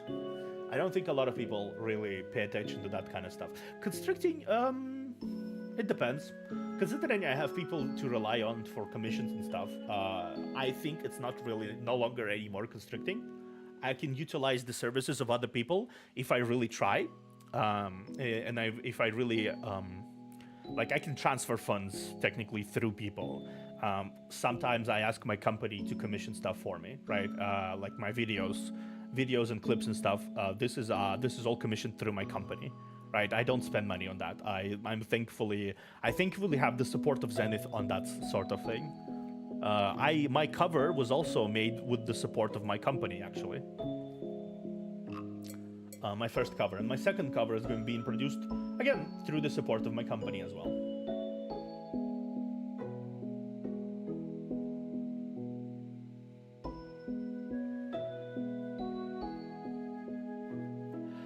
But yeah, that's basically what I am doing. That's everything that is happening most likely through the support of my company. So that's, I would say, no, not really. The restrictions that was once there are no longer there. Let's say it like that. But they were. I was pretty restricted though, with money, with ability to spend those money. It was a bit annoying at some point. Yeah, I would say it was fairly annoying. Yeah. So, well, not anymore. Which is good. I'd say good. Okay, next question. Final question, actually. For now, what was your model making and rigging process like for you, Teo? The model making was surprisingly strenuous because first we needed to hash out the details for the design, which took a while. It took like 2 weeks until we hashed out the design completely. Then after that, my mama started to work on my model. And she ended up only closer to July, actually. She ended up only finishing until like July, start of July. And she basically gave me like a PNG to use really quickly, like a big set of PNGs to use with the dual disc and without dual disc, right? And I was like, okay, cool, I'm gonna use that. And then I started streaming immediately after that. As I was streaming, I was constantly bombarded with like various different things from my art mama, who also decided to work with the rigger. She volunteered to get into the group call with the rigger, and then she told everything to rigger about my design. She talked about how to cut things, what was there, what was there, what needed to be there. They talked about the various tracking methods that will be utilized, and the model was done to I want to say September. Yeah, September. September is when the model was done, and September is when I debuted my model fully. I might produce a video at some point of highlights of that debut, but I was much more awkward than I am right now. It doesn't even come close to how I am right now as a person in terms of like interactivity and everything. I was tripping over my words. I wasn't really that coherent about stuff. It came with the very A lot of my wording came with experience, I'd say. Also, reading out loud a lot helped. Reading out loud a lot very much helped with me forming my thoughts. I'd say, I guess, the more you read, the more you understand how to form sentences much better, which I do now.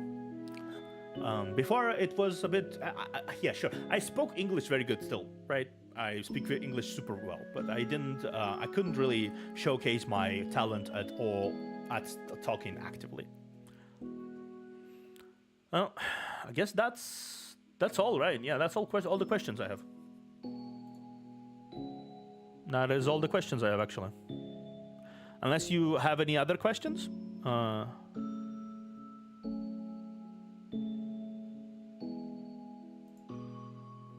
Unless you have any other questions, guys? I'm willing to take one or two more questions from you guys. If you don't have any more questions, I will be stopping for now.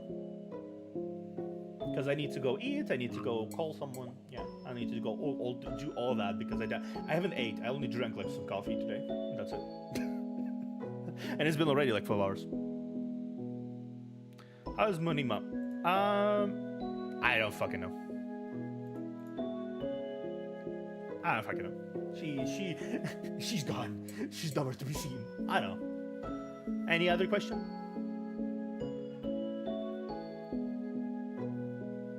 It was an enjoyable time though, answering those questions. I like chatting with you guys. It's fun. It's fun chatting with you guys. I should maybe try to do more chatting streams once I have my schedule a little more clearer.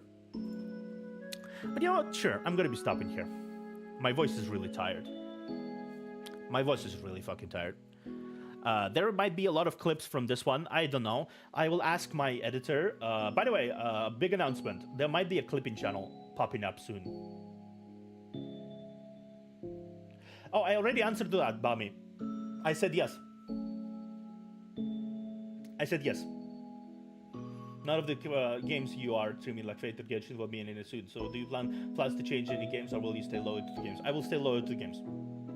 I'm gonna reiterate it, but yeah, I'm gonna be still loyal to the games. You can drop by into the VOD a little bit to see my full answer. But yes, I will be staying loyal to the games until they're done. Until they're done or I'm graduating. I will not be pausing. How do you find collab partners? Do you find them on social media or you guys in the Discord group? I'm already finishing Danny, don't worry. How do you find collab partners? Because mustache. I like mustache. Anyway, I find them on social media mostly. I don't have a Discord group. I find them on social media. I find various people I collab with through networking mostly. Networking, yeah. It's all the networking. I network a lot. I interact with people. I talk with people. I constantly message people. I constantly try getting into people's contacts. It's my networking. Hon. But yeah, now I'm gonna be stopping. Thank you guys for watching. I'm gonna go eat. I wanna eat. My stomach hurts because I want to eat so much. Okay. All right. Thank you for watching. No Counter-Strike stream today. Sorry about that. I'm gonna be delayed it for next week. For now though, toodles. Bye bye.